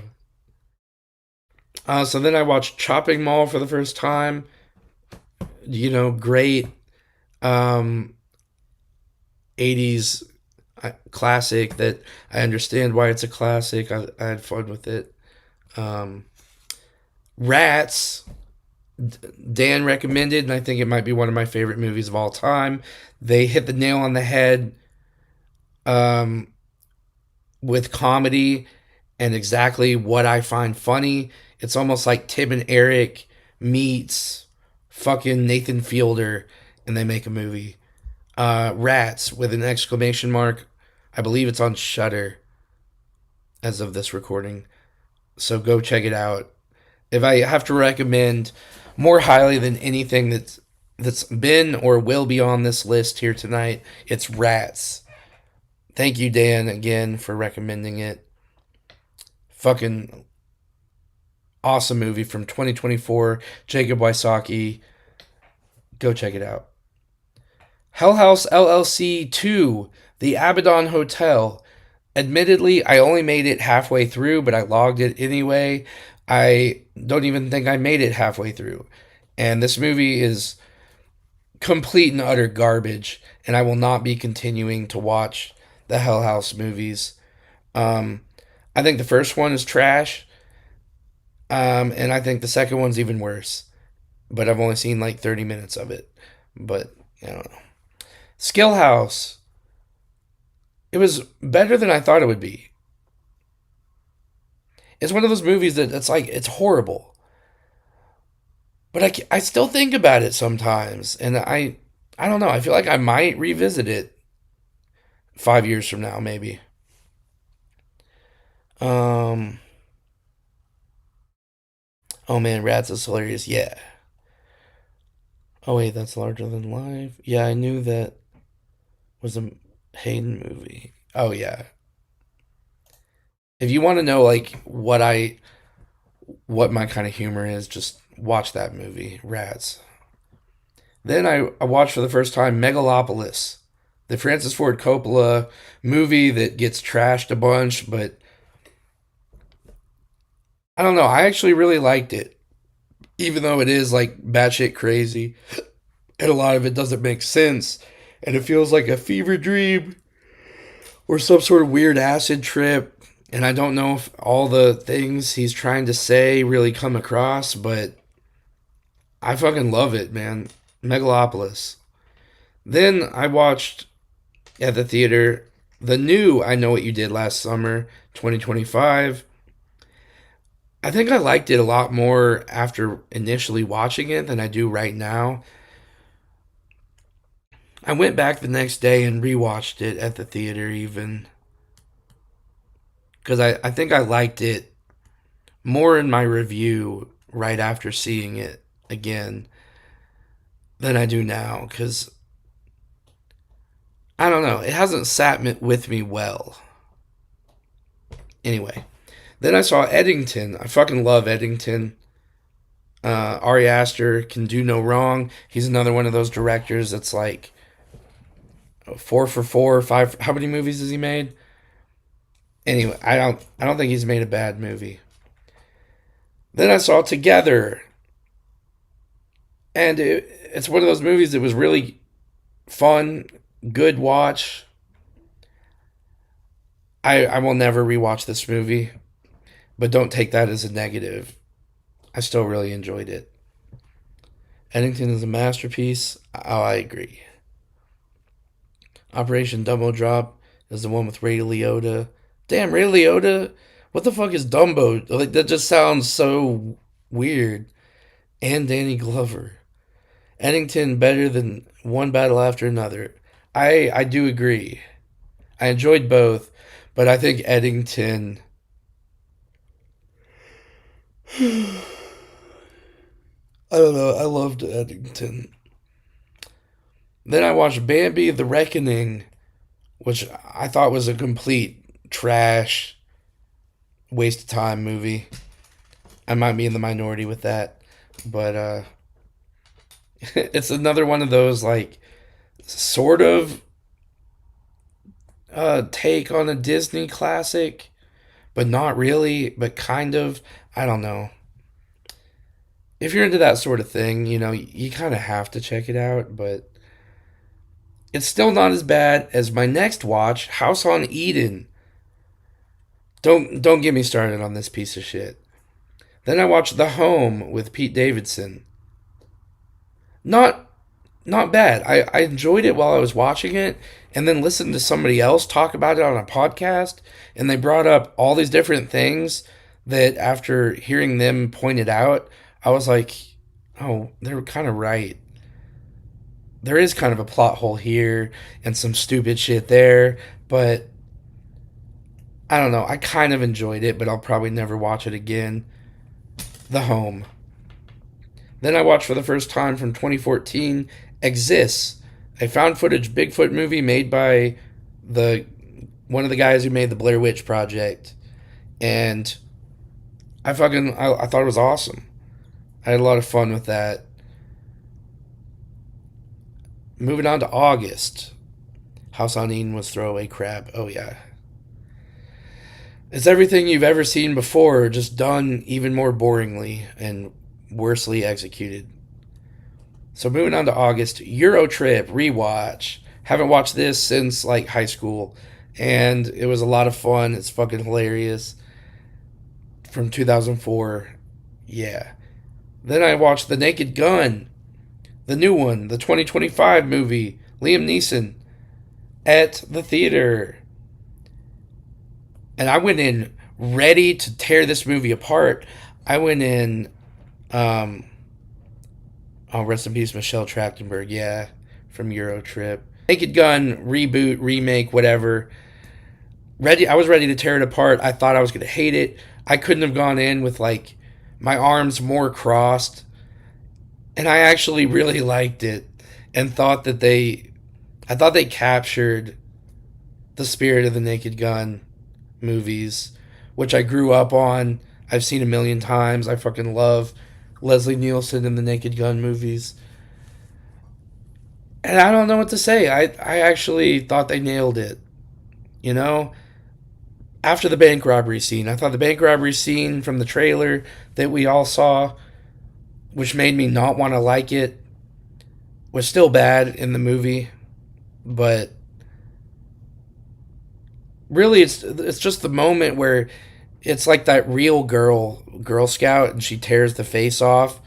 That was out of place. Didn't like that's not the type of humor the Naked Gun is. But outside of that, I thought they nailed it, and I've been wanting to rewatch it, and I think it's on Paramount Plus right now, or somewhere streaming, and I'll probably rewatch that very soon. Um, One of my DNF movies, Naked Gun, need to finish. Oh, you didn't finish it? I went to Prague to try absinthe because of Eurotrip, dude. That's fucking awesome, man. Is that where like the mythos around? I mean, I don't know. Surely absinthe, has been a notable thing within our society for a while, but I don't know. That might have like kicked off a new renaissance for fucking absinthe. I never really thought about that until you just mentioned it. Absinthe was only legal in Prague a long time. Oh, really? Interesting. All right. Then I watched Strange Harvest. Fucking awesome mockumentary, like crazy. So I don't know how you describe this. Dan, I know you love this too. Do you have a better way of describing Strange Harvest? I feel like I'm butchering this, and it deserves a lot of respect. I loved it. But what I didn't love as much was Weapons. I feel like Weapons by Zach Kreger is a good movie, but not a great movie. It's definitely not a movie that I'll probably ever rewatch. I'll never own it. I feel like it's way, way overhyped. Um, I saw it back to back with Strange Harvest, and Strange Harvest definitely came out on top. Yeah. And Strange Harvest does deserve more eyeballs. Yeah. It's like a Dateline type found footage with a cult twist. Exactly. Yeah. For Strange Harvest. Weapons, overhyped. Didn't really like it. It's just one of those horror movies that just didn't, I don't know, just didn't do it for me. Then I watched Hatchet for the first time. Fucking awesome.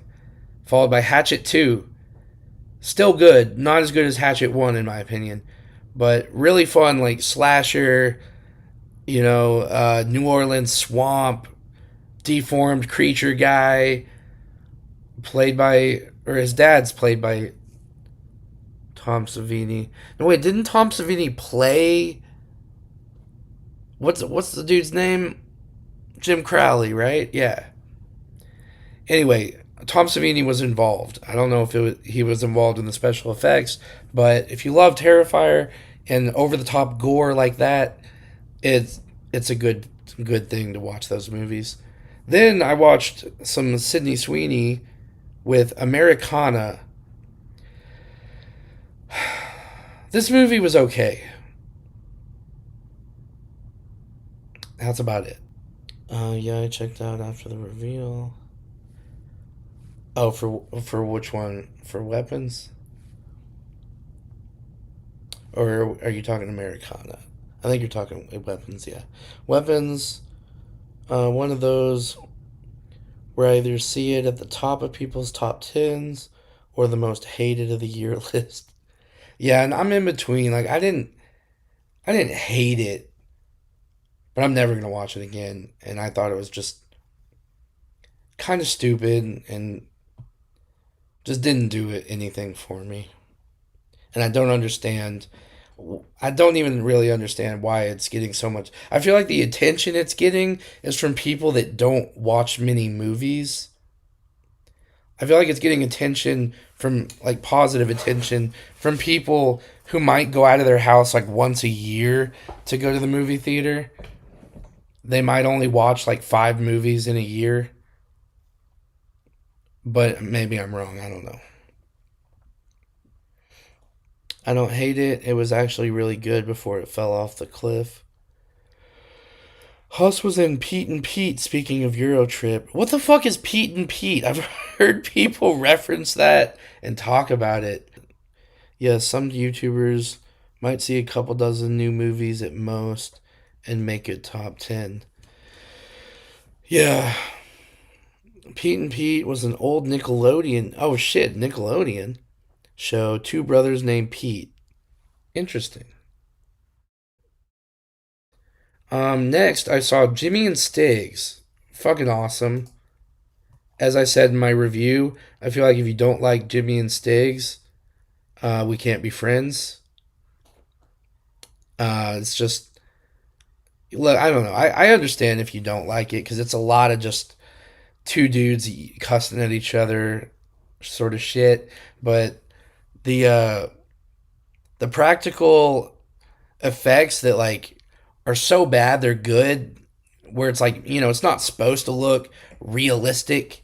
It has that like DIY charm to it, kind of like something you would make with your friends in high school, but like blown up with a huge budget. Well, I don't know about huge budget because it's still a pretty low budget thing, but Jimmy and Stiggs is fucking awesome. I'll just leave it at that.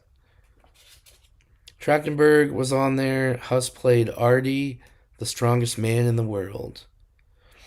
I'm a Bigos fan. It's not my fave of his, but I liked it. Yeah, me too. Humanoids from the Deep. Thank you, Dan, for the recommendation. Crazy ass movie. If you're looking for just a movie that definitely could not be made today, check it out. Going into August, we're getting there, folks. We're getting there. Thank you for anyone watching now or in the future. Thank you. So I started off August with Jeepers Creepers for the first time. I've owned the Blu-ray double feature with Jeepers Creepers 1 and 2 for a while. Still haven't seen the second one.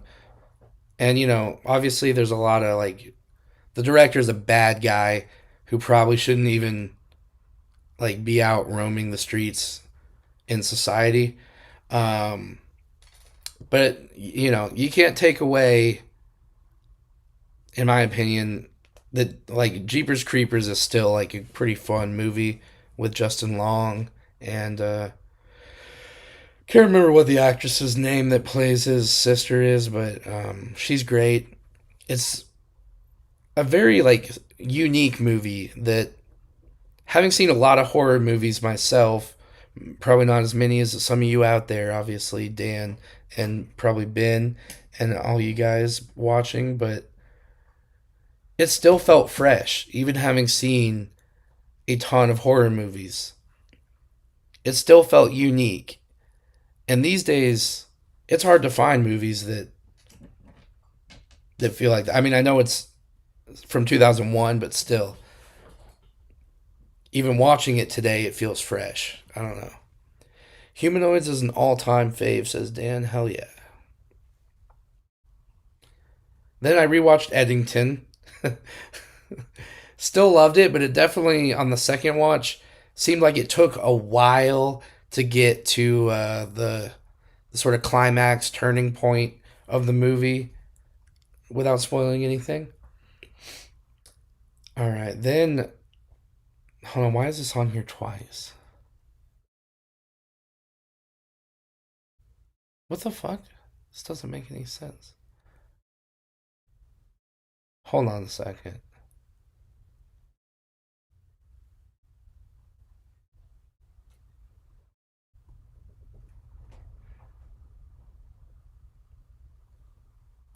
What the? Oh, I just have these backwards, I think. Wait, no, why are they? Okay, I don't know why the dates are like scrambled. I'm like, I know because this is the beginning of my Harry Potter marathon where every week they were playing, um, like starting with the first Harry Potter movie.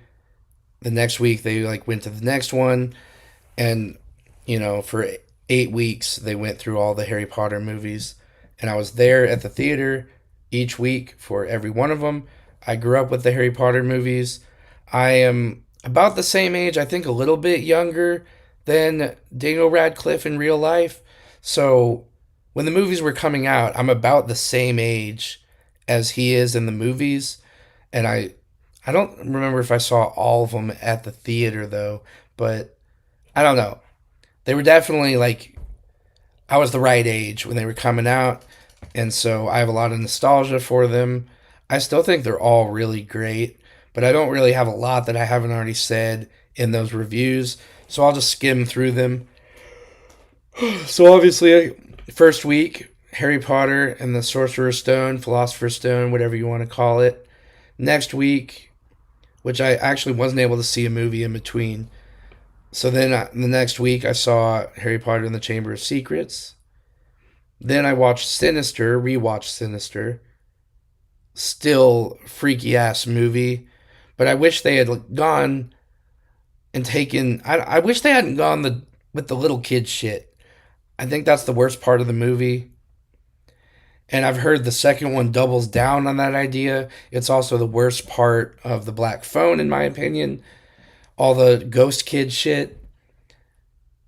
Other than that, it's freaky as hell. Rest in peace to Deputy So and So, who that actor just passed away, committed suicide this past week.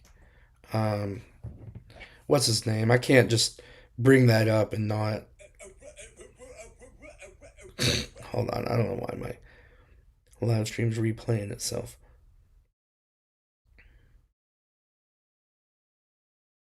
And he was also in Black Phone and Black Phone 2 by the same director. But I can't just bring that up and not at least give the guy his due.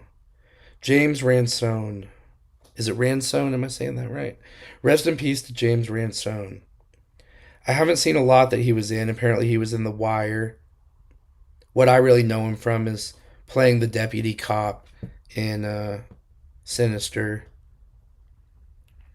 But yeah. So then I rewatched Comedy Central presents Mitch Hedberg, one of my favorite stand-up comedians, one of my favorite stand-up specials. You can find it on YouTube, I believe. I'm pretty sure that's where I watched it.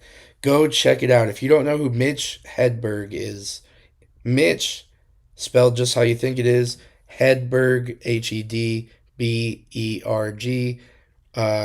Legendary comic, sadly passed away from a drug overdose um, a while ago, but I still feel like he's one of the best to ever do it. He just has the best, like, I don't know, like, his style of comedy can't be replicated. I don't know. The things that he was coming up with for jokes, his cadence, his style with it all is unmatched and uniquely him. He was the Black Phone dude's brother. Oh, yeah, that's who he played in the Black Phone. Not Mitch Hedberg, but James Ransone. Then I went to the theater and I saw Honey Don't, which I found to be a very bland, not waste of time, but borderline waste of time movie by one of the Coen brothers, I believe. Bill Hicks rules, yes. I love Bill Hicks too. Then I went to see Harry Potter and the Prisoner of Azkaban at the theater, continuing that weekly tradition for this time period. Then I went to see Jaws, Not for the first time. I've seen Jaws before, but I got to see it for the first time on the big screen and in 3D, which was actually pretty cool. I'm not like normally a big 3D guy. Like I prefer to not see it in 3D, but there wasn't really an option for this screening, and it was actually kind of cool though. Moving on to September, The House by the Cemetery, recommended by Dan. Thank you, Dan. Weird ass movie. Very like very interesting though, and a fun watch. Then Harry Potter and the Goblet of Fire, followed by The Conjuring, Last Rites, the last entry, hopefully, in the Conjuring series. And dude, I didn't give a fucking shit about anything in this movie, man. Uh, so moving on, Harry Potter and the Order of the Phoenix, which I always thought, and I still kind of think it's lower on the list if I had to rank the Harry Potter movies, but I had such a fun time compared to some of the others for some weird reason. Maybe it was just the mood I was in, but seeing this one at the theater almost changed my mind about the entire movie, because anytime I think of the Order of the Phoenix, I just think of Umbridge taking over the school and all of that bullshit that's somewhat stupid and uninteresting. But watching it in the theater, I was reminded about all the great fights at the end, and then the fight between Dumbledore and Voldemort face to face in the fucking Order of the Ministry place or whatever. What's up, Orc? Um, well, Merry Christmas, man. Yeah, it's crazy that it's already over. And then Creep 2, which I hadn't seen before. I think I like this more than the original Creep. And I'm a couple episodes into the Creep TV series on Shudder, and I like it. Even though it kind of seems like the same thing over and over, just repackaged a little bit, I do think they're doing a good job with the show. Of again, I think I've only seen the first three. They actually are doing a pretty good job of, I don't want to say stretching out the premise, but it kind of is the same premise. A crazy guy lures somebody under false pretenses to a cabin in the middle of nowhere, and that's about it. Then he kills them. But I do like how they're taking like unique approaches to each episode, which is what I was hoping they would do. I was really hoping the series wasn't going to be just one story continued throughout the entire season. I'm glad each episode is literally named after the person in the episode, and that's who it's based on, and it moves on episode to episode. I'm glad it's episodic like that. Then we get to one of the biggest disappointments of the year for me, The Long Walk, which I've seen show up on people's best of the year list, and I don't understand it, because that movie, I mean, yeah, it's shot great, it has great acting, but the writing was fucking dog shit. And if I wanted to watch somebody walk for fucking 2 hours, I mean, there's more to it than that, but I could have stayed home and just looked out my window or some shit, or gotten on the treadmill myself. But I don't know, man. It's just like they say they're being recorded and broadcast on television for the world to see, but I never once felt that, you know? And it's made by the Hunger Games guy, and the Hunger Games, I haven't seen all of them, but isn't it like based around that shit? Like that it's all being broadcast, like, but he didn't think to include that as more of an aspect here. I think that could have been great. I don't know why they didn't do that, but Yeah, I don't know. I didn't give a shit about any of the characters. I felt like it was very cliche, and yeah, one of the biggest piles of shit of the year, in my opinion. Then we have first watched Demon Knight, Tales from the Crypt, and holy shit, this is fucking awesome. As I said in my review for this, Demon Knight is like the exact kind of horror. Like, I don't know. I love a lot of different types of horror, but I definitely think I don't know how you would even describe this. Like, Dan or somebody help me out with Demon Knight, but it's kind of like cheesy, but a lot of like really cool practical effects, and I feel like the way they like it's all at night mostly. It's the way it's all lit is just like unique to that time period in the 90s. You know, it came out in 95. I don't know. I just loved everything about it. The cheesy horrorness to it. I don't really know how to describe it, but yeah. Then we have Lake Mungo, which is one of those movies that is kind of infamous that everyone talks about. Right. I feel like I've heard so many people talk about it from 2008. Found footage type mockumentary. Well, it's like half mockumentary, half found footage, half, yeah, family drama, sort of. I don't know. It was an interesting ride.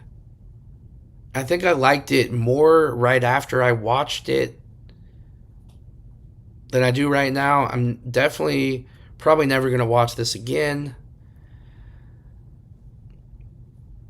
One of the best cheap to movie DVDs, Demon Knight and Bordello. I still need to watch Bordello of Blood, but watching Demon Knight sent me down the whole Tales from the Crypt rabbit hole, and I'm like halfway through season 2, and I started like trying to find the Tales from the Crypt seasons, and I finally officially own them all on DVD.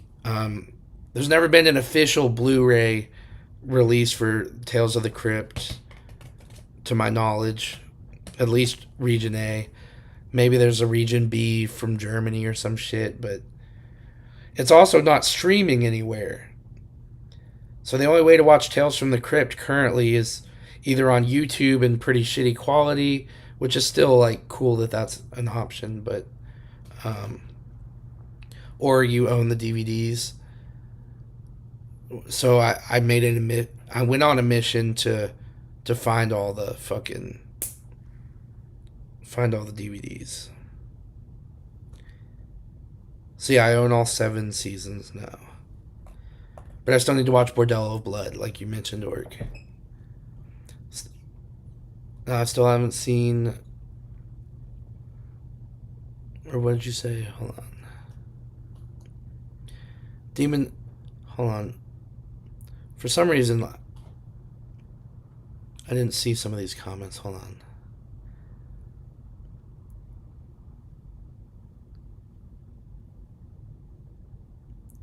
Okay, hold on. Yeah, my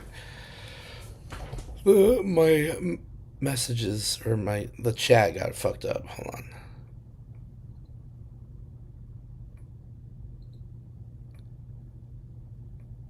I almost like New Year's more than Christmas. Yeah, it's definitely like less pressure. You know what I mean? Like, I don't know about you guys, but I always feel a lot of pressure to like get everybody gifts and cards and all that shit. And, you know, New Year's is like more chill.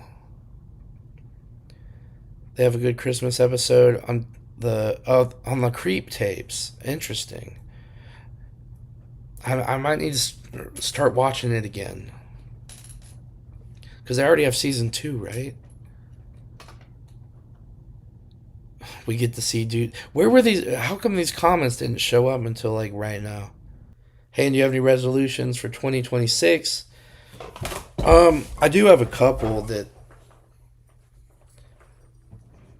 So I have a bunch of books and clothes. So I donated a lot of my clothes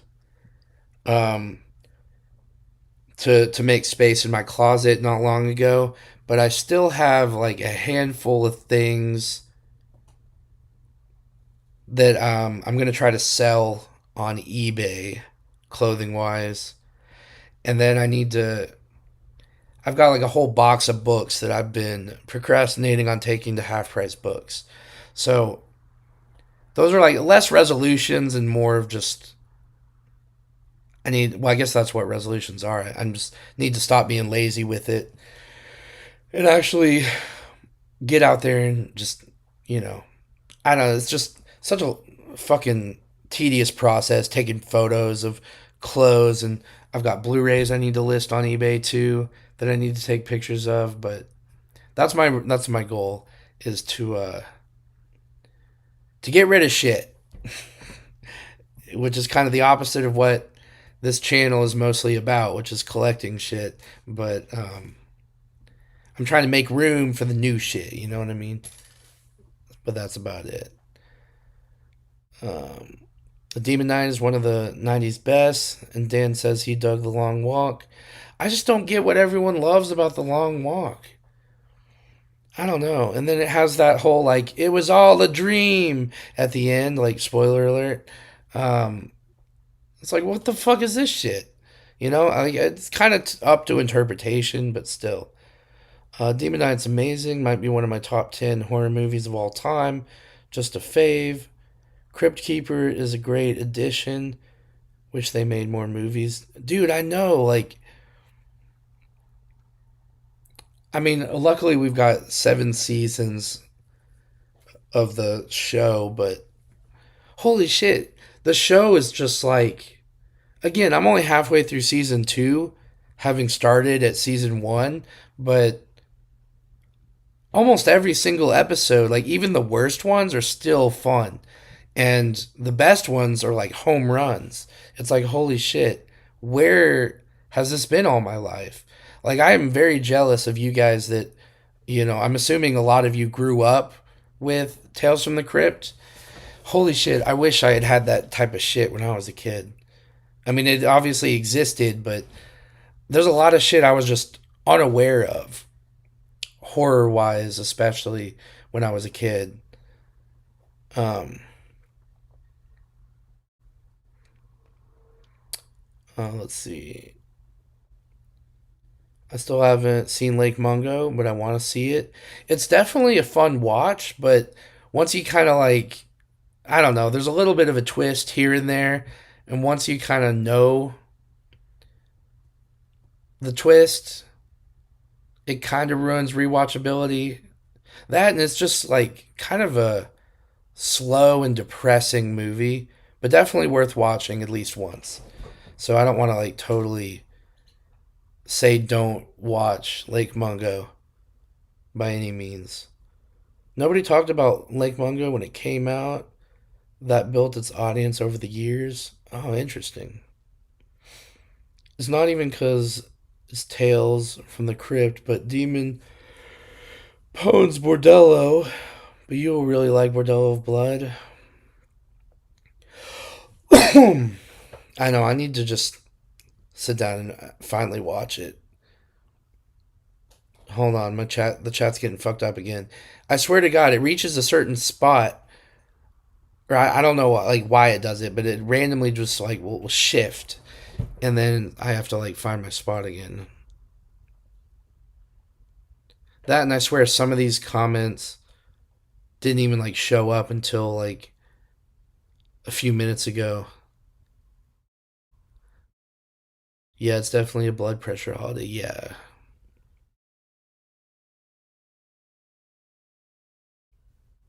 Hold on. I'm really lost in the where I was in the comments. Hold on. I swear to God, I feel like they're reorganizing the comments too. I don't know what the fuck's going on. God, it's already 2.5 hours. I need to hurry this shit up. Uh,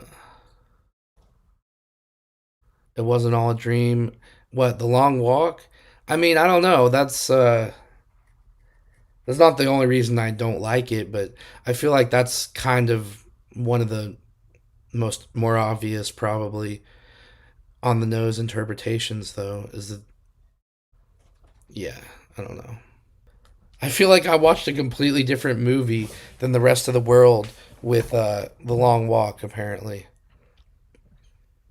Like, there's literally a moment where somebody wins The Long Walk, and they turn around and nobody's there, and they wake up from a dream. Like, it's not even like debatable that that's kind of the implied um, ending. But I can't remember. Maybe there's like something that happens after that that I'm forgetting about. But um, yeah, I don't know. But yeah, Ben says I don't remember it being a dream. Um, Orc says I'm not even catching up with Stranger Things. I'd rather watch boxing and football. I don't blame you, man. I was thinking about catching up with Stranger Things, but I've only seen season one, and the thought of trying to get through how many are there? Five now? Just I can't do it.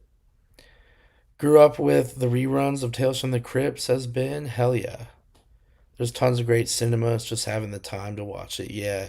Like there's so much that I'm sure I missed that I won't even get to that probably could have been included in my best of the year video whenever I do that here in the next week.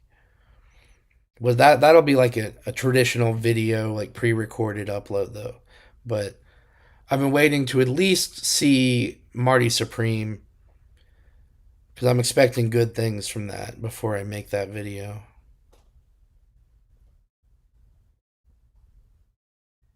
Make sure you're on live chat. Oh yeah, that's no, I am, but I don't know. It still fucks up. It's all running through OBS though. So oh shit, hold on. It's all running through OBS, so I really don't know how much I can trust it. Let's see. Long Walk doesn't even hint at that ending. Do you guys not remember? I don't want to spoil it, but a certain character. Again, I can't really talk about it without spoiling it, but like I said, somebody turns around and they're the only person there. They're like in a dream world where nobody else exists. Everybody fades away. And it's literally just them alone. And then they like wake up or something. I can't remember. But I remember like nobody's there. Um, this last season of Stranger Things is dying with a whimper instead of a bang. Damn. Well, that's kind of sucks. I have one more episode and I'm caught up for the finale. All right, moving along with these, and still free to comment on them, but I am gonna move kind of fast just to get through them since I'm, you know, before I know it, I'll be at 3 hours, and holy shit, I'm still in like the summer. Um, I don't know why, but my dad wanted to watch this, so I watched it with him. It's called Inside Man Most Wanted, and it was a very forgettable, but not like complete waste of time, I guess, movie. I don't know. Apparently, it's even like a sequel to some other Inside Man movie, but with completely different actors, I believe. Then we got The Funhouse, Toby Hooper. It was fun. Then Winnie the Pooh, Blood and Honey. I think this. I definitely like Blood and Honey one over the second one, but they're both great. I'm glad I finally watched because I watched those back to back, separate days, but pretty close to each other. Winnie the Pooh, Blood and Honey 1 and 2. Go watch my reviews for more details on those. Then I went to the theater and saw Him, which was mostly what I thought it was going to be, but I didn't like it as much as I expected to. But it's not completely horrible. I'm definitely never going to buy it. Maybe I'd give it a rewatch if it comes to streaming, but I don't know. Then I rewatched Phantasm. I fucking love Phantasm. The first three Phantasm movies, I think, are fucking awesome. I think it's one of the most underrated horror franchises. Then I watched Creep Show for the first time.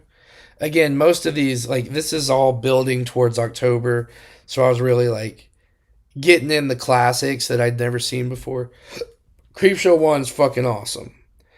And I don't think I realized how awesome it was until later in the month I watched Creep Show 2, and they're both like Creep Show 2 is still like not horrible, but I like Creep Show 1 a lot more. Then I watched Castle Freak. fucking fucking nuts ass movie. Go watch my review of that. It's I feel like it's kind of funny. There are certain things I talk about that I don't really want to give away right here, but then continuing with that theatrical Harry Potter weekly marathon at the theater, Deathly Hollows Part 2 or Part 1. Hold on, I think I skipped one of the Harry Potter ones. Oh yeah, I don't know why, but my my list has gotten all jumbled up here. It's okay. I watched Night of the Reaper, which was that Netflix or was that Shutter? I think it was Shutter, right? Straight to Shutter. Um, I liked a lot of this, but there was so much at the end that I didn't like. I don't know, pretty forgettable. Like I'm never gonna watch it again. Movie by the end of it. Body Bags from 1993. The fucking hosted. It's an anthology, but hosted sort of by John Carpenter playing a walking corpse or whatever. Fucking hilarious. Then The Strangers Chapter 2. Anyone who says this is a worse movie than Chapter 1 is out of their goddamn mind. Uh, I thought Chapter 2 was actually like really fun, and I hated The Strangers Chapter 1. Yeah, I don't know. I'm one of the minority for this one. Um, Moving on to October. Harry Potter Deathly Hallows Part 2, wrapping up the Harry Potter. It was so cool to see all the Harry Potter movies at the movie theater.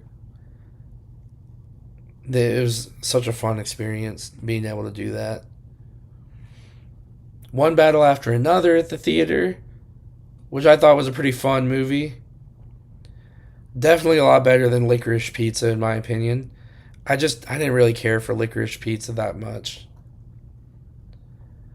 But, Paul Thomas Anderson, obviously, great filmmaker. He's, one of those, I wouldn't say few, but one of those people that's putting out like some pretty original stuff that I don't know. You feel like he's really going after his own Vision.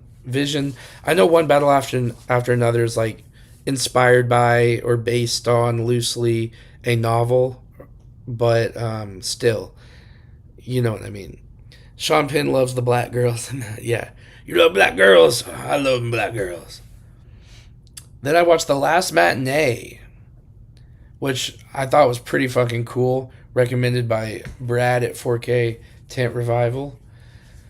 Really fun, like modern giallo type movie where this guy starts killing people in a movie theater.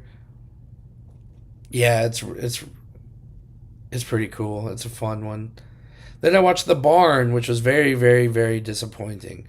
It's a movie that's about Halloween, takes place on Halloween, very low budget, and the acting is just atrocious. I don't know who was it. Is it Linnea Quigley or one of those famous actresses that they were able to pull to be in this movie from 2016?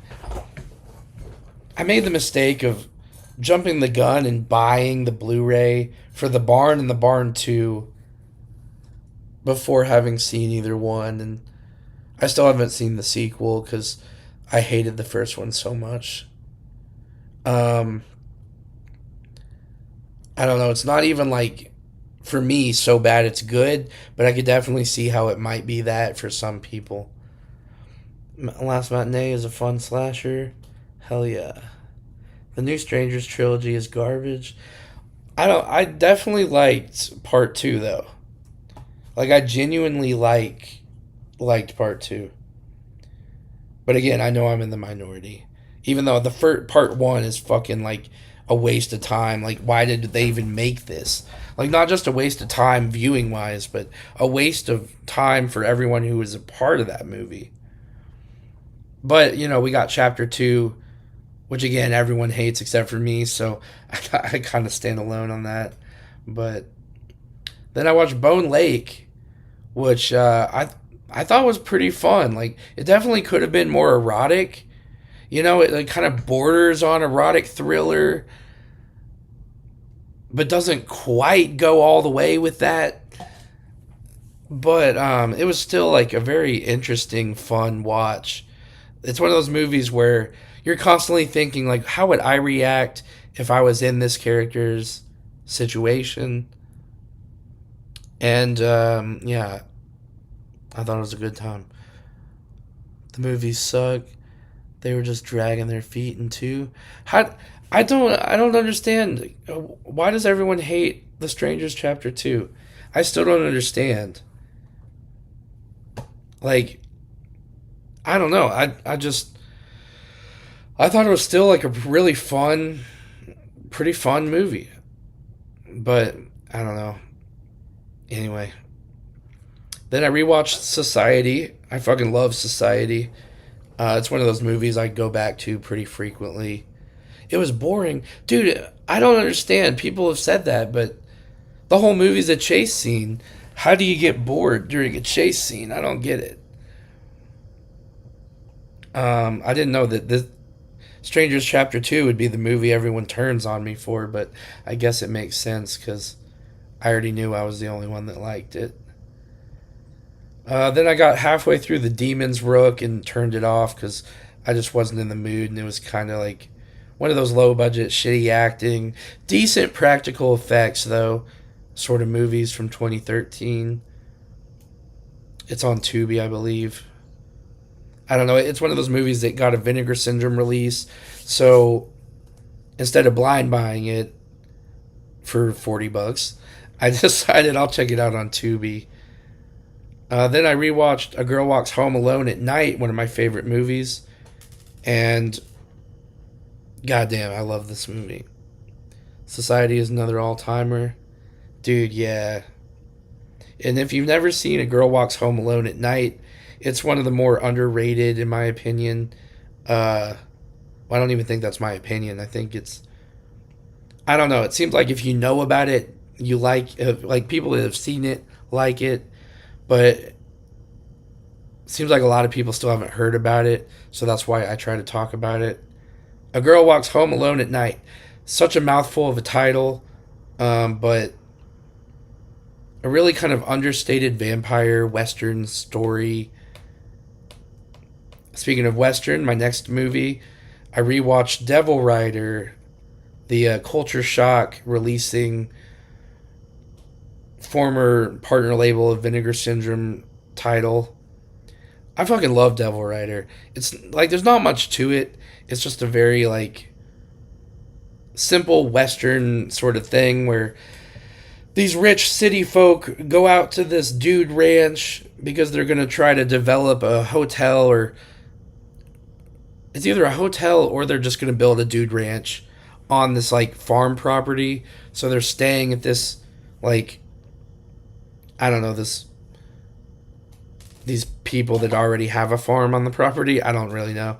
And then there's the legend of apparently the property belonged to this Devil Rider guy who, if you try to develop on his land, even though they never start developing on the land, so I don't know how he knew they were going to, since he's a ghost and all, But anyway, the urban legend has it if you come around and you're going to develop on his land, he's going to get you. And sure enough, he comes and he kills everybody. Uh, it's a fun, like, semi western slasher. I guess you could call it a western slasher because it, you know, has this old western guy who's killing people. And it takes place on a farm ranch place. Then I saw Trick or Treat from 2007, the anthology. Even though I don't really see how it's an anthology, I don't. It's all like connected. Anthologies can be connected, but not like this closely connected. I don't know. It's kind of a gray area. Whatever. Anyway, I just don't get this movie, man. It's I don't know. It's just like a pain in the ass to get through. I don't know exactly how to explain why, but this movie is just one of those movies that's very beloved that also takes place on Halloween, and I love Halloween and anything that takes place around the holiday. But for some reason, it never clicked with me. We're getting to the end, guys. Thank you for anyone still watching and sticking with me. Um, you like Strangers Chapter 2, but not Trick or Treat? I know, I know. It's fucking crazy. I don't know how to explain it, but I would definitely rather watch The Strangers Chapter 2 than Trick or Treat. Then I finally watched fucking Shelby Oaks, which, you can say I have a vested interest in, and I have a reason to say positive things about it since I donated to the campaign, but I don't, you can't, like, I don't know. I, I'm still going to give you guys my honest opinions, and it was not as bad as I thought it was going to be. And I'm not giving it a pass because I wanted it to be good. I didn't think it was that bad. I really didn't. I think he's one of those directors that, obviously his first time directing it, or directing a film. I could definitely, like, see him making something that really is worthwhile in the future. I think he has a handle on the whole, like, professional filmmaking thing, and the tone. I don't know, the tone and the atmosphere and the way it was shot. I think there's something there that I think he'll probably go on to eventually make something that does reach that sort of great level of, like, something that we need in horror, hopefully. I don't know. That that's saying a lot, and I don't know. He's a new director that I'm kind of excited about. But then again, he could always go the Zach Kreger direction and keep making movies that just don't click with me, and but everyone else loves. I don't fucking know. But so far so good, I guess. Then we've got Dream Eater. Ben, are you still in here? Ben saw Dream Eater. Dan, you saw Dream Eater too, I assume. Pretty sure I watched your review on it. Um, I did not like this movie at all. I don't know. It was kind of interesting for the first, like, 20 minutes, and then I don't know. It's like this guy's got sort of like a, I can't remember. Is it like some sort of sleep demon that, like, manifests itself? I don't know. It's fucking weird, and I don't know.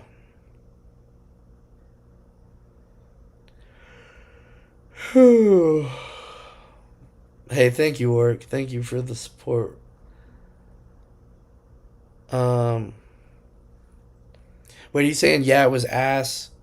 Can you clarify, Dan? Are you talking about Shelby Oaks or Dream Eater? Because I thought I was kind of in the minority for Dream Eater. Because I did not like it. I don't know. I thought it was kind of stupid, fucking weird. And I did a little research after the fact, and apparently the main people, and this goes wrong more than it goes right when the main stars of the movie are also the filmmakers and the directors and the writers. I don't know. I feel like that's a recipe for disaster in a lot of cases. Usually, if you're directing a movie, you also don't want to star in it. But I mean, there's plenty of examples where that's gone right, but this is a good example of where that goes wrong, in my opinion. Not a horrible movie, but just didn't deliver, in my opinion, on any front. Um, all right, so Dan says I liked Shelby Oaks. Stuckman and John Flickinger are so retarded. But oddly enough, I don't even think they are friends anymore, are they? I can still stand Jeremy Johns, even though if someone hates him, I get it. I've been going to Double Toasted. Does anyone ever watch Double Toasted? I've been going to them for movie reviews lately because they always make me laugh. Um, so then I watched They Live. Orc, I know you said this is one of your favorites. For the first time from 1988, starring Roddy Piper. That's his name, right? I don't know, some weird like double entendre thing, or I don't. That's not really a double entendre, but um, some wrestler guy, and I don't know. It was cool, but not a movie I could see myself personally revisiting a lot. But holy shit, has it, dude? I've seen like They Live has inspired so many movies that have come after it. Like there's no denying that. Like I've seen references to They Live everywhere and never knew what the fuck they were referencing until now. So, yeah, that's for sure. I used to watch Double Toasted. What happened? Well, they definitely get pretty political, but usually if I'm just watching the movie stuff, it doesn't like get too political. But but I don't know. Those guys make me laugh.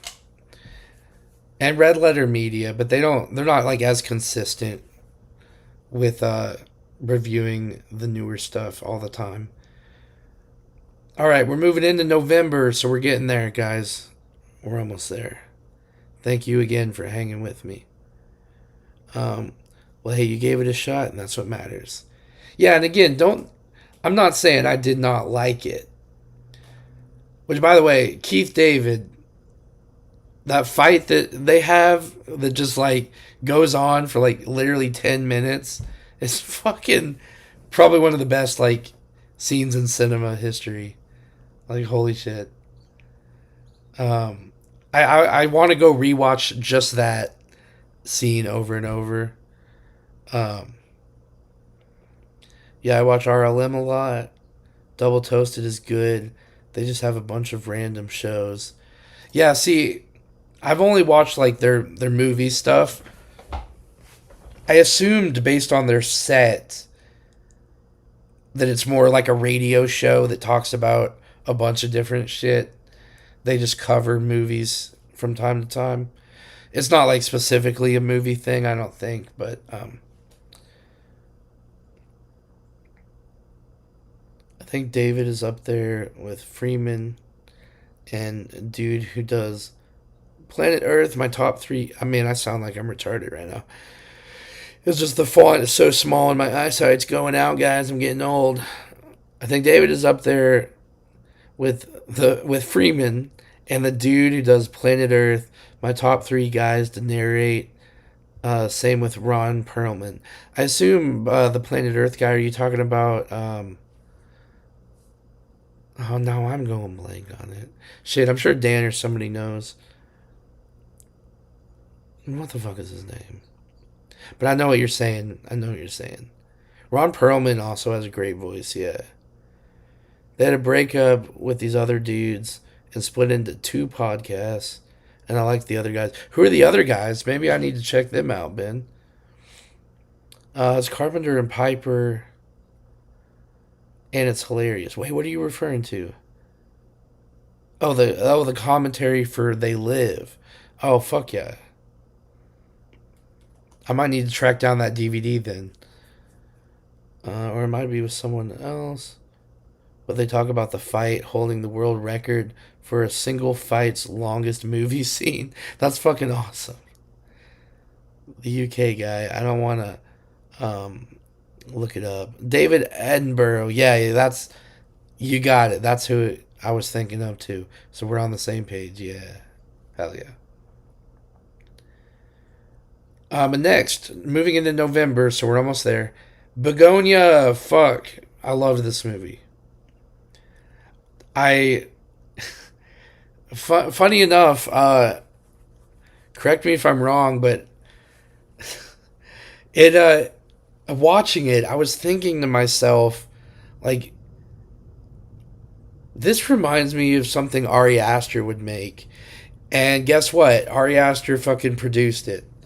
Um, I mean, obviously, it's also a very Yorgos Lanthimos thing to make and falls in line with, kind of a lot of what he's done before. But it also, something about it really gave me Ari Aster vibes. And looking it up, unless I'm like getting movies mixed up here, so I'm gonna just look it up real quick just to be sure. But I am pretty damn sure Ari Aster produced it. So Ari Aster also produced what's the Nicolas Cage Dream movie? He also produced that. So I really feel like anything Ari Aster directs or produces, I'm going to thoroughly enjoy. Um, I just don't want to like if he didn't produce it, I don't want to be putting that out there. So let me confirm. Man, IMDb just made this shit so much more complicated than it used to be to find the cast and crew listings. Where the fuck is it?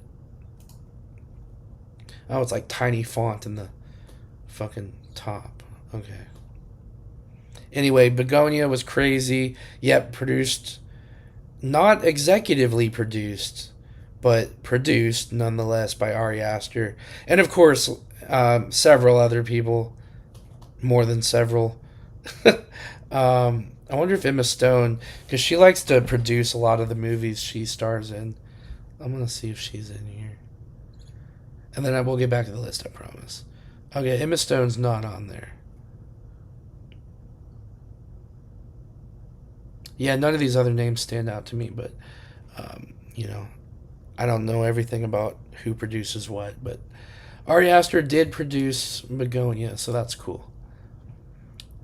Then Predator Badlands. So after Predator Killer of Killers being a huge disappointment to the entire world, just kidding, pretty much just me, I was skeptical going into Predator Badlands, but I had a good time. I doubt I'll ever watch it again within the next 5 years, but Predator Badlands was alright. Then, I don't know why, but Letterboxd every now and then will let you put a TV show or a mini series on there, even though most of the time they don't have listings for TV series. But Task with Mark Ruffalo, mini series on it. Is it HBO or is it Amazon? Shit, I can't remember. I don't know. It's a TV miniseries show.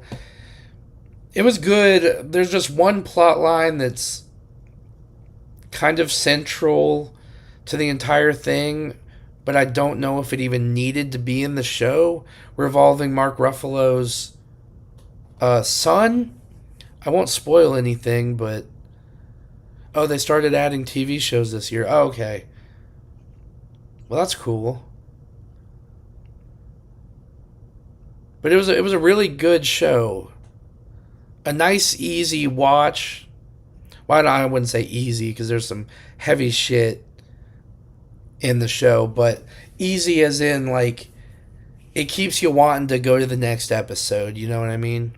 Love Begonia. I just got the 4K. Hell yeah, I need to buy that.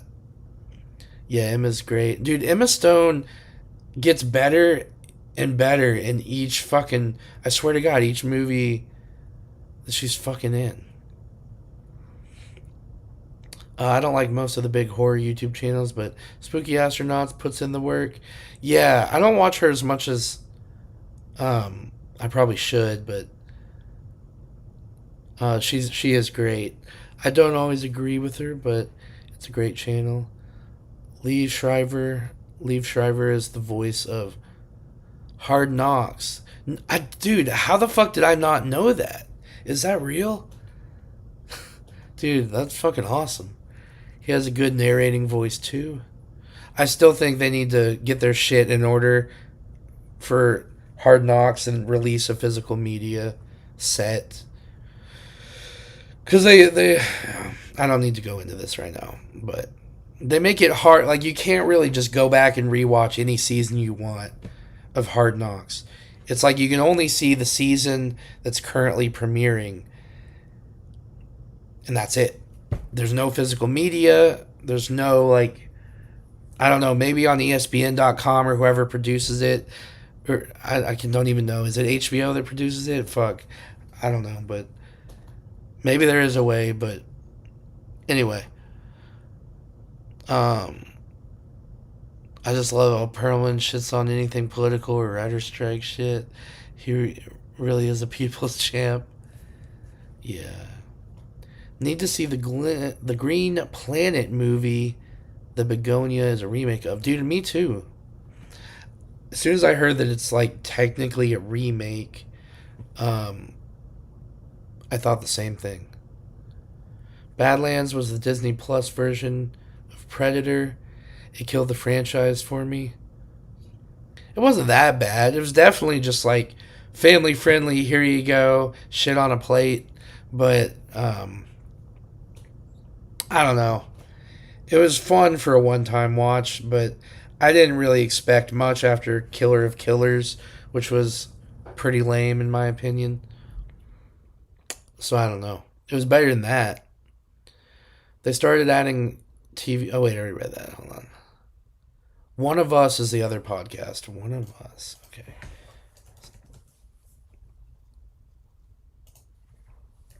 And it's like spelt like that too, I assume. One of Us.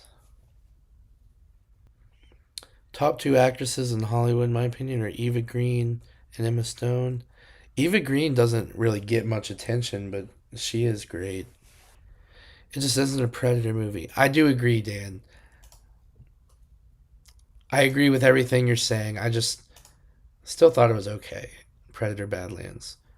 Then, and this is, I rewatched just for the hell of it, Casino Royale. I don't know. I was just feeling like a James Bond movie, and it's kind of what just slowly tipped off my desire to rewatch. Well, not rewatch. I had never seen all the old ones, and as you'll see here in a second, I really attacked the James Bond franchise. So Casino Royale, probably one of my favorite, even having watched all but one of the Connery movies. I think Casino Royale still stands up there as one of my favorites of the entire franchise. Then I rewatched Ballerina. Fucking flamethrowers versus water hose. You can't beat it. Then I watched Keeper at the movie theater. Definitely a step in the right direction from The Monkey, which I thought was dog shit. I really liked not the Keeper. I really liked Oz Perkins' Keeper. Worst direct is Wes Anderson, not even close. Rushmore, only decent film. Damn. Hot take. Well, not really hot, but um, so then after Keeper, which I thought was pretty good, besides an ex- exposition dump at the very end, but at least they gave us some cool flashbacks, I guess. But I don't know. I still liked it. Then I watched Quantum of Solace, of course, the second Daniel Craig Bond movie. Continuing with November, I saw The Nice Guys for the first time at the movie theater on the big screen. That was pretty cool. That was a fun movie. Then I watched The Bourne Identity because I was still looking for that like that Bond flavor, you know. But The Bourne Identity just it's great, but it just doesn't. It's not giving me that over the top, campy cartooniness that. Not that Daniel Craig's Bond is cartoony, but because it's probably the least cartoony out of all of them. But you know, it just the Bourne Identity didn't give me what I wanted, um, or what I was in the mood for. And I'd seen the Bourne Identity. I've seen most of them, if not all of them, even though I have like zero memory of what the fuck happens in the later ones. But um, anyway, then I went back to the movie theater. I saw Sisu Road to Revenge, which I thought was a pretty fun time, even though it felt like, and I think it's a relatively shorter movie, but towards the end, I was kind of like, all right, let's wrap it up. And I don't think the action was quite on the level of the first one. I don't know, just some of the things they did in the first one, the first Sisu movie. I think it is unmatched. So then after that, I finally started my James Bond because I debated on how I was going to do it, and I finally settled on just starting from the very first James Bond movie, Doctor No, with um, Sean Connery, and working my way through by release date. So that's what I did. I saw Doctor No, which you know for a '60s movie, like '60s really isn't my jam normally. I don't know. But it really surprised me for especially the first James Bond movie how much was already there. I mean, you know, yeah, they have the books, the novels to pull from, so that probably explains a lot of it, but um I'll probably end up maybe doing a whole video or at least a dedicated live stream or something to the entire James Bond series eventually when I finish them all. But then I moved on from Russia with Love. Pretty cool. I don't looking at some of the reviews, it seems like this is like a fan favorite. I don't know if I would go that far personally, but I don't know. I thought it was still good, which I think all the James Bond movies, spoiler alert, are pretty good. I don't think there's any that are like straight up like hard to get through necessarily. But then for the first time, I watched Game Night from 2018. It was pretty good. It was fun, you know, and that's kind of what I expected. Then I rewatched Alex Garland's Annihilation, which I don't think I'd seen it since it came out at the movie theater, and I really loved it the first time, and I loved it even fucking more the second time. It is, I don't know, it's another one of those movies that it's just fucking trippy and complicated, but fucking awesome. I feel like the only thing you can really complain about it is some occasional subpar uh, CGI. I mean, I guess anybody could complain about how like overcomplicated certain aspects of it are, but I don't know. It's not really like that complicated if you really think about it. But it's just, I don't know. I love it. Anyway, I think it might be I don't know. I think I like Ex Machina. I loved Civil War. I hated Men. I don't know what the fuck he was trying to do with that movie, but um, shit. Hold on, the chat froze. Let me. I don't know if there's a way to fix it.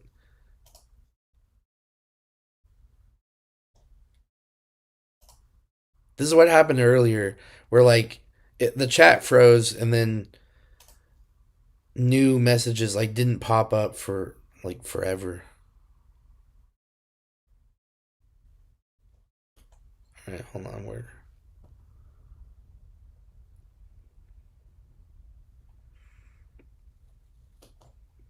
Okay, I'm not that far behind. Kingdom of Heaven is one of the greatest ever. Add it to your list. All right, Kingdom of Heaven. Eva Green was the flavor of the year, where she was in hella movies for like 3 years and then nothing. Yeah, she really was like hot shit for a while and then kind of disappeared. Read the Jeff Vandermeer book series Annihilation is adapted from. I know I need to I might even because like I said I've got like a box full of books that I need to take to Half Price Books. I might try to go look for that tomorrow if I have enough time to even make it to Half Price Books. Half Price Books is one of those fucking weird places that closes at like fucking 7 p.m. or some bullshit, and it pisses me off. But anyway, I need to look at that book series. All right, moving on to December. So here we are. We're getting there. So the first movie of December this month that I saw was Falcom Hall at the AMC Screen Unseen mystery fucking thing. I didn't like it as much as I don't know. I don't really know how the general public has rated this movie, but I don't know. It had a few funny moments, but overall, I was kind of it's kind of hard to get through, to be honest. Then I continued my Bond marathon with Goldfinger, one of my personal favorites. I love Goldfinger. You know, we've also got Odd Job in here with his fucking razor blade hat that, you know, can cut a statue's head off or whatever. Great. Then I saw The Running Man at the theater, which is like what The Long Walk should have been more like. I think if you had combined, which let's be clear, I did not love The Running Man. I've never seen the original, but this Glenn Powell remake or whatever they call it, reboot, didn't really do it for me either. But I think if you combine The Long Walk and The Running Man remake, you might have a pretty good movie. I'm just gonna put that out there. Um, it was almost like what the Long Walk was missing. I don't know. Then I watched the documentary from 2024, A Cursed Man. I really want to know if Dan or anybody else has seen this, but this guy made a documentary intentionally trying to have himself cursed by like people involved with black magic and witchcraft. So he has I think it ends up being only two actual people that he gets to curse him legitimately or legitimately. Um, I don't know, man. It seemed like a documentary that I was gonna eat up, that I was gonna love, and I really was until the ending, where everything just kind of fizzles out and no questions are really fully answered. There's no even the main guy who has been cursed is just like, well, I don't know for sure if anything bad that's happened to me is coincidence or a curse. So I'm just gonna, just in case it is real. I don't know why I was looking for like solid proof that, you know, whether or not curses are real, but I don't know. I kind of expected to get a little more out of it than I did. Because at the end, he was just kind of nonchalantly like, yeah, I don't know. Just in case, I'm going to, have these other magic practicers or whatever you call them uncurse me so that I don't have to, even if it all is placebo, I don't have to worry about it. And I'm just like, what the fuck? This just kind of like defeats the. I'm sorry if I spoiled this documentary for you. It is interesting, some of the routes that he goes through or goes on to try to get cursed. But at the end of the day, it's like we learned nothing new. I don't think the guy making the documentary learned anything new. So it's just like, what the fuck? I don't know. So then I continued James Bond marathon with Thunderball, which I fucking love. This is the one where the guy has like one of the bad guys has plastic surgery to make him look like this NATO pilot. Like he went through years of like plastic surgery and training to talk like the guy, all just to like impersonate him for this one flight so that he could like gas everybody and take over the plane, literally just to crash it into the ocean so that they could like sink it to the bottom and then hide shit in it. I don't fucking know, but it's fucking, I love it. It's also the one where the bad guy has like a pool full of sharks and he locks James Bond in the pool of sharks, which is fun. Then we move on to the next James Bond movie, Sean Connery still. You Only Live Twice, which is probably like the one that I knew the least about going in, but it's the one that Austin Powers pulls from for a lot of their stuff. It's the one where like the Dr. Evil Blowfield guy has like a base inside of the fucking volcano that is shooting like rockets into space and shit. I don't know. It's fucking nuts. Most of the Bond movies are fucking nuts, but fun. Then we move on to. Oh, it's also the one that takes place in Japan, so that was fun. So then Sean Connery retires from Bond for a little bit. So they move on and cast this. I forget what his name is. This Australian guy. And so we have On Her Majesty's Secret Service. Didn't know anything about this. I expected it to be probably the worst one in the series. And it probably is. But it was still fun. Like I said, I think all the James Bond movies so far have been really fun. And I definitely missed Connery. Most of this movie, the guy taking over as Bond is in the movie. He's what's it called? He's undercover as like taking on the identity of another guy. So he doesn't talk like Bond or act like Bond throughout most of the movie anyway, which is kind of weird. I don't know if they did that on purpose. Maybe not. I don't know, but Blowfield, it has this like ski resort with all these hot bitches running around, but it's almost treated like a mental health facility where they're like locked in their rooms at night. They're not allowed to come out and shit like that, while they're in there for treatment, but he's really just brainwashing them to become like killers or whatever the bad guy is. And Bond is like infiltrating under the guise of, I don't fucking know. It doesn't make any sense, but it's fucking fun. Anyway, there's a lot of skiing and winter and blah, blah, blah. So then I went to the movie theater to watch Kill Bill, The Whole Bloody Affair, which was fun. That's about it. I don't know.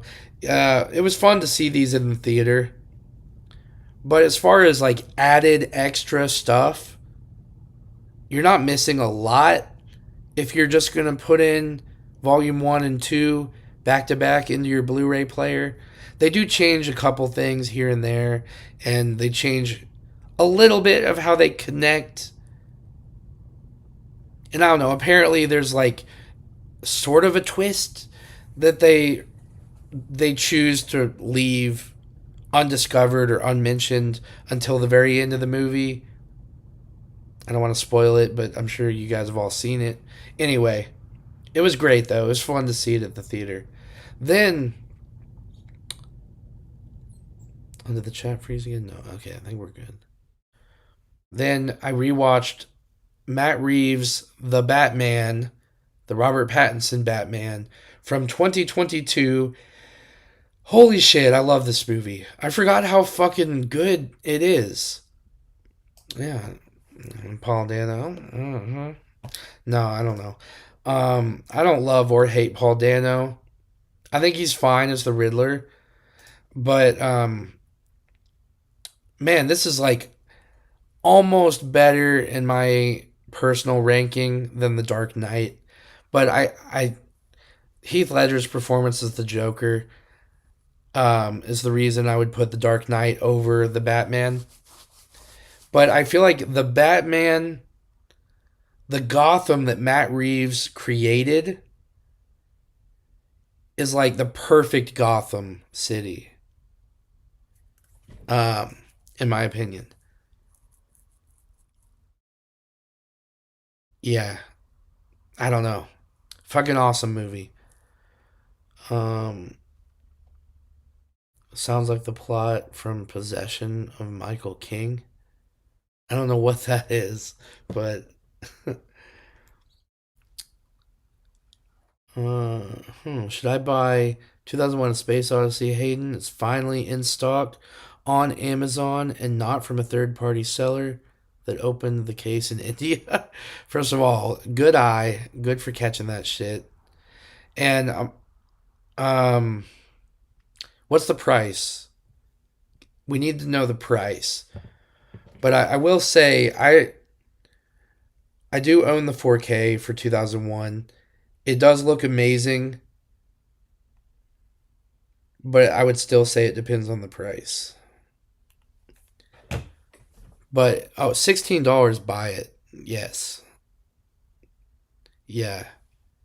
I mean, it depends on how much you like the movie, but you can't really beat $16 for the 4K of that. Yeah. Get ready for Sean, what's up? Get ready for the next opening contest. Uh,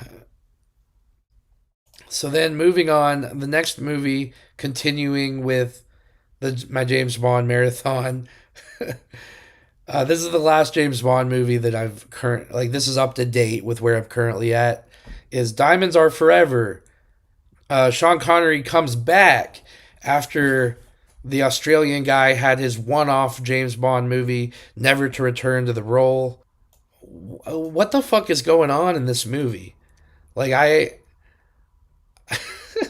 it was cool to see Connery back. Damn, does he look old? And I was surprised to learn that 10 years later, after this movie, Connery comes back again for a movie that is apparently a remake of Thunderball under a different name, which I have yet to see that movie.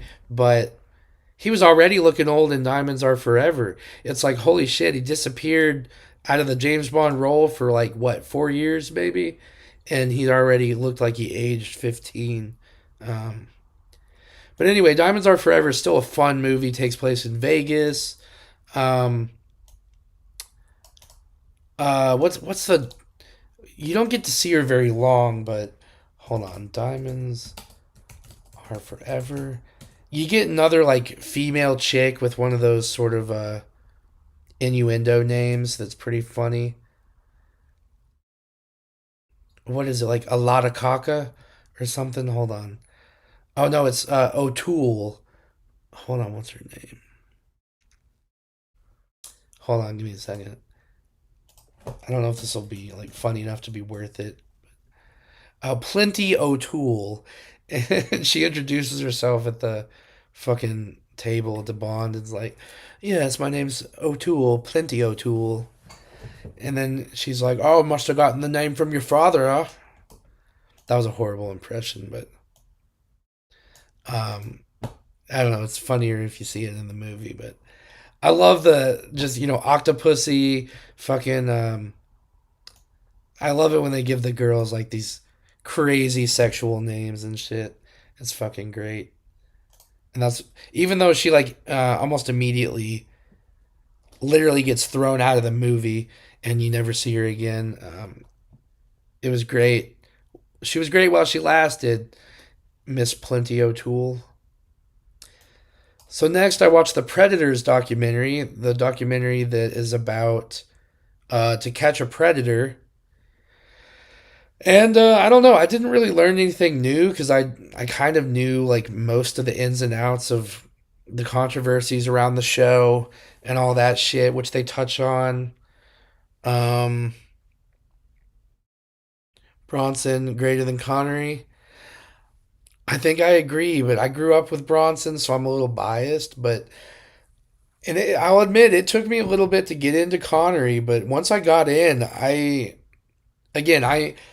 I'm literally about to start the Roger Moore section of the James Bond filmography. So I haven't seen I've seen some of a couple of the Roger Moore ones, but not enough to remember much. Um, so I'm curious to see where Roger Moore is going to stack up, though. Yeah, I'm very interested because I don't know this. It's almost like I've seen so many goddamn because there's so many of these goddamn movies, so many with Connery. Like how many is it that I'm already? I think it's been like 5 or 6 that I've already watched with Connery. So I don't know. It's like I'm brainwashed, and now he's like what I think of when I think of James Bond. So it's gonna take some getting used to Roger Moore, and then obviously I'm gonna rewatch the Bronson ones and Timothy Dalton and all that shit. But yeah, it's gonna be an interesting journey. But anyway, To Catch a Predator, the documentary Predators. Yeah, I talked about a little bit about this on one of the live streams with Dan. Well, he was in the chat. It wasn't like a direct conversation, but I don't know. The director of the documentary was also abused as a child, and he was almost doing the documentary, making the documentary as a way to almost personally find answers for why these sickos do it, why they do this to children. He was always hoping that Chris Hansen would kind of answer that question or get the question answered from one of these guys, even though the documentary filmmaker, says he never really got the answer. And I don't know, there's a few parts where I don't know, I'm kind of confused as to like the motives of the documentary as a whole. It's almost trying to make us have sympathy at times towards some of these pedos in a way. I don't know. It's weird. It's weird. They didn't go into how shady Chris Hansen is in his personal life. I would love to see a documentary just on that because you could have a full 2 hour documentary just about people like Theo Vaughn that he scammed out of money and shit like that. Um, there's like multiple stories about how shady Chris Hansen is, but I don't know. That might take away from all the good that he's done by getting these guys off the streets, though, and tarnish his reputation. So I don't know. I would rather have pedos in jail than the world know how shitty of a person Chris Hansen is. So I don't know. But anyway, that's what I was hoping for with the documentary, and we didn't get any of that. So I don't know. I'm kind of conflicted. I do not feel any sympathy towards anybody who's been arrested during one of these sting operations, though. That's for sure. My mind was not changed. I don't know if that's. I don't think like the documentary was necessarily trying to change our mind completely, but it definitely was trying to give or create empathy for these people, and I don't know about that. Yeah, I think To Catch a Predator did a lot of good, shining a light on that epidemic. I agree, but I still want somebody to like. I want a PI to like follow Chris Hansen around and dig up dirt on him still, like I just hope he's not a fucking one of those guys the whole time. That would be the only thing that would like shatter my perception of like reality as a whole. And but I don't know. I don't know what I'm talking about anymore. I don't think he's shitty. I mean, his answer to the director was a good one. Yeah, yeah. I don't think. No, I just mean like outside of all the To Catch a Predator show, outside of all that shit, Chris Hansen has scammed people out of money, cheated on his wife. He's not like a type of guy you would want to look up to necessarily. You know what I mean? Not That's not to say that he's like a horrible human being or anything. Because like people have done worse. He's put plenty of people in jail that have done a lot worse. So I'm not trying to. I'm not personally trying to sit here and be like, oh, but he's a bad person. But like I don't know. I think he's got a lot of skeletons in his closet, possibly. Hopefully, none of which are related to some of the offenses that he's put people in jail for. But I don't know. I'd be interested to find more out about his personal life. And him and all the Onision shit seems to get crazy. Like, oh man, there's a whole like I don't know. Look it up. Do some research. It's Chris Hansen. His career has taken an interesting like zigzags throughout the past decade or two. Um,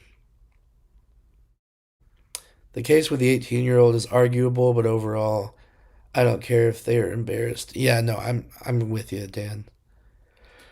I agree.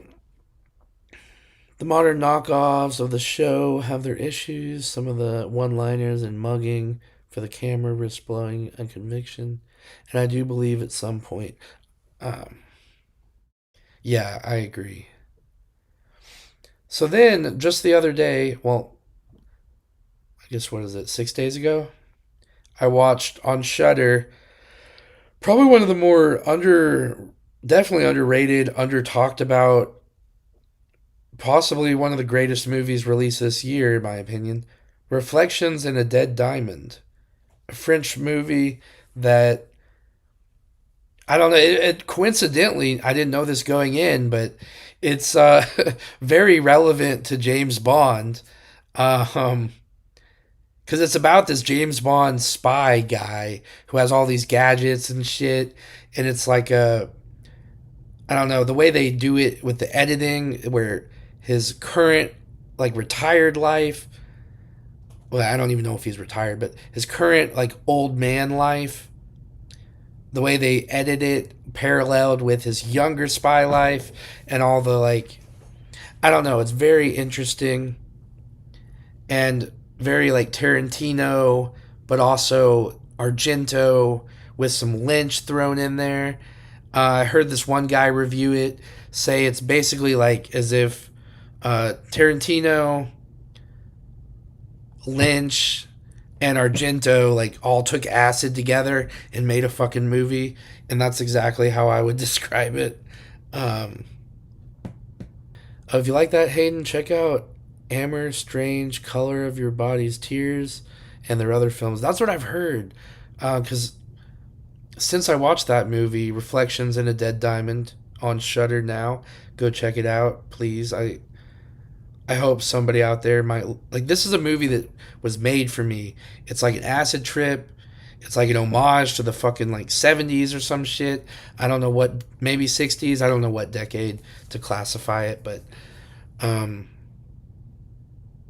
it is almost a James Bond movie on acid, if you can imagine that, with like Tarantino style fight scenes that really reminded me of Kill Bill, Maybe just because I just watched the whole bloody affair, but also I do think there's a lot of similar style that was inspired by Tarantino. Um, but yeah, anyway, I've been like going crazy trying to find more movies like this and just get as much information on this movie as I can. And the directors, it's a duo. Yeah, I have heard that um, their other movies have similar style, so I'm very, very happy and looking forward to discovering one of which their other movies is on Shutter, I believe, currently. So I'm probably going to start there. But yeah, I'm watching this movie made me very excited because I don't see movies that like click with me like this stylistically and just I don't know. It's fucking awesome. Like if I ever get to the point where I'm making like big budget shit, I want to make movies like that, like total like style, out the ass, acid trip, fever dream shit. Yeah, it inspired the hell out of me. Reflection in a Dead Diamond. I sound like I'm an ad for the damn movie, but then on Christmas Day, I watched National Lampoon's Christmas Vacation with my family and my grandma over at my parents' house, and then we went later that evening to see The Housemaid at the theater, and that's the last movie I've seen. I actually had a good time. The twist, I knew it was like probably one of the possibilities of what was going on, but it wasn't my first thought of where they were going to go. So it still surprised me quite a bit. Um, Definitely maybe some plot holes here and there, but if you just shut your brain off and that's kind of what they want you to do, it's a good time. Yeah. And that's it. Those are all the movies that I watched during the year of 2025, besides Marty Supreme, which hopefully here in the next like week I will be able to catch at the theater. I'm looking forward to seeing that. Um, but anyway, thank you guys for watching tonight. I hope we, I hope you all had fun. I had fun. Those are all the movies that I have watched this year. I think I already said that, but video coming soon of my favorite movies, sort of a top 10 list of the year. Again, I just got to watch Marty Supreme, see if that makes the list or not. And then yeah, that video will be like pre-recorded and released though. Um, but that's about it. Yeah, thank you guys and have a good night. I'll see you soon. I love the smell of napalm in the morning.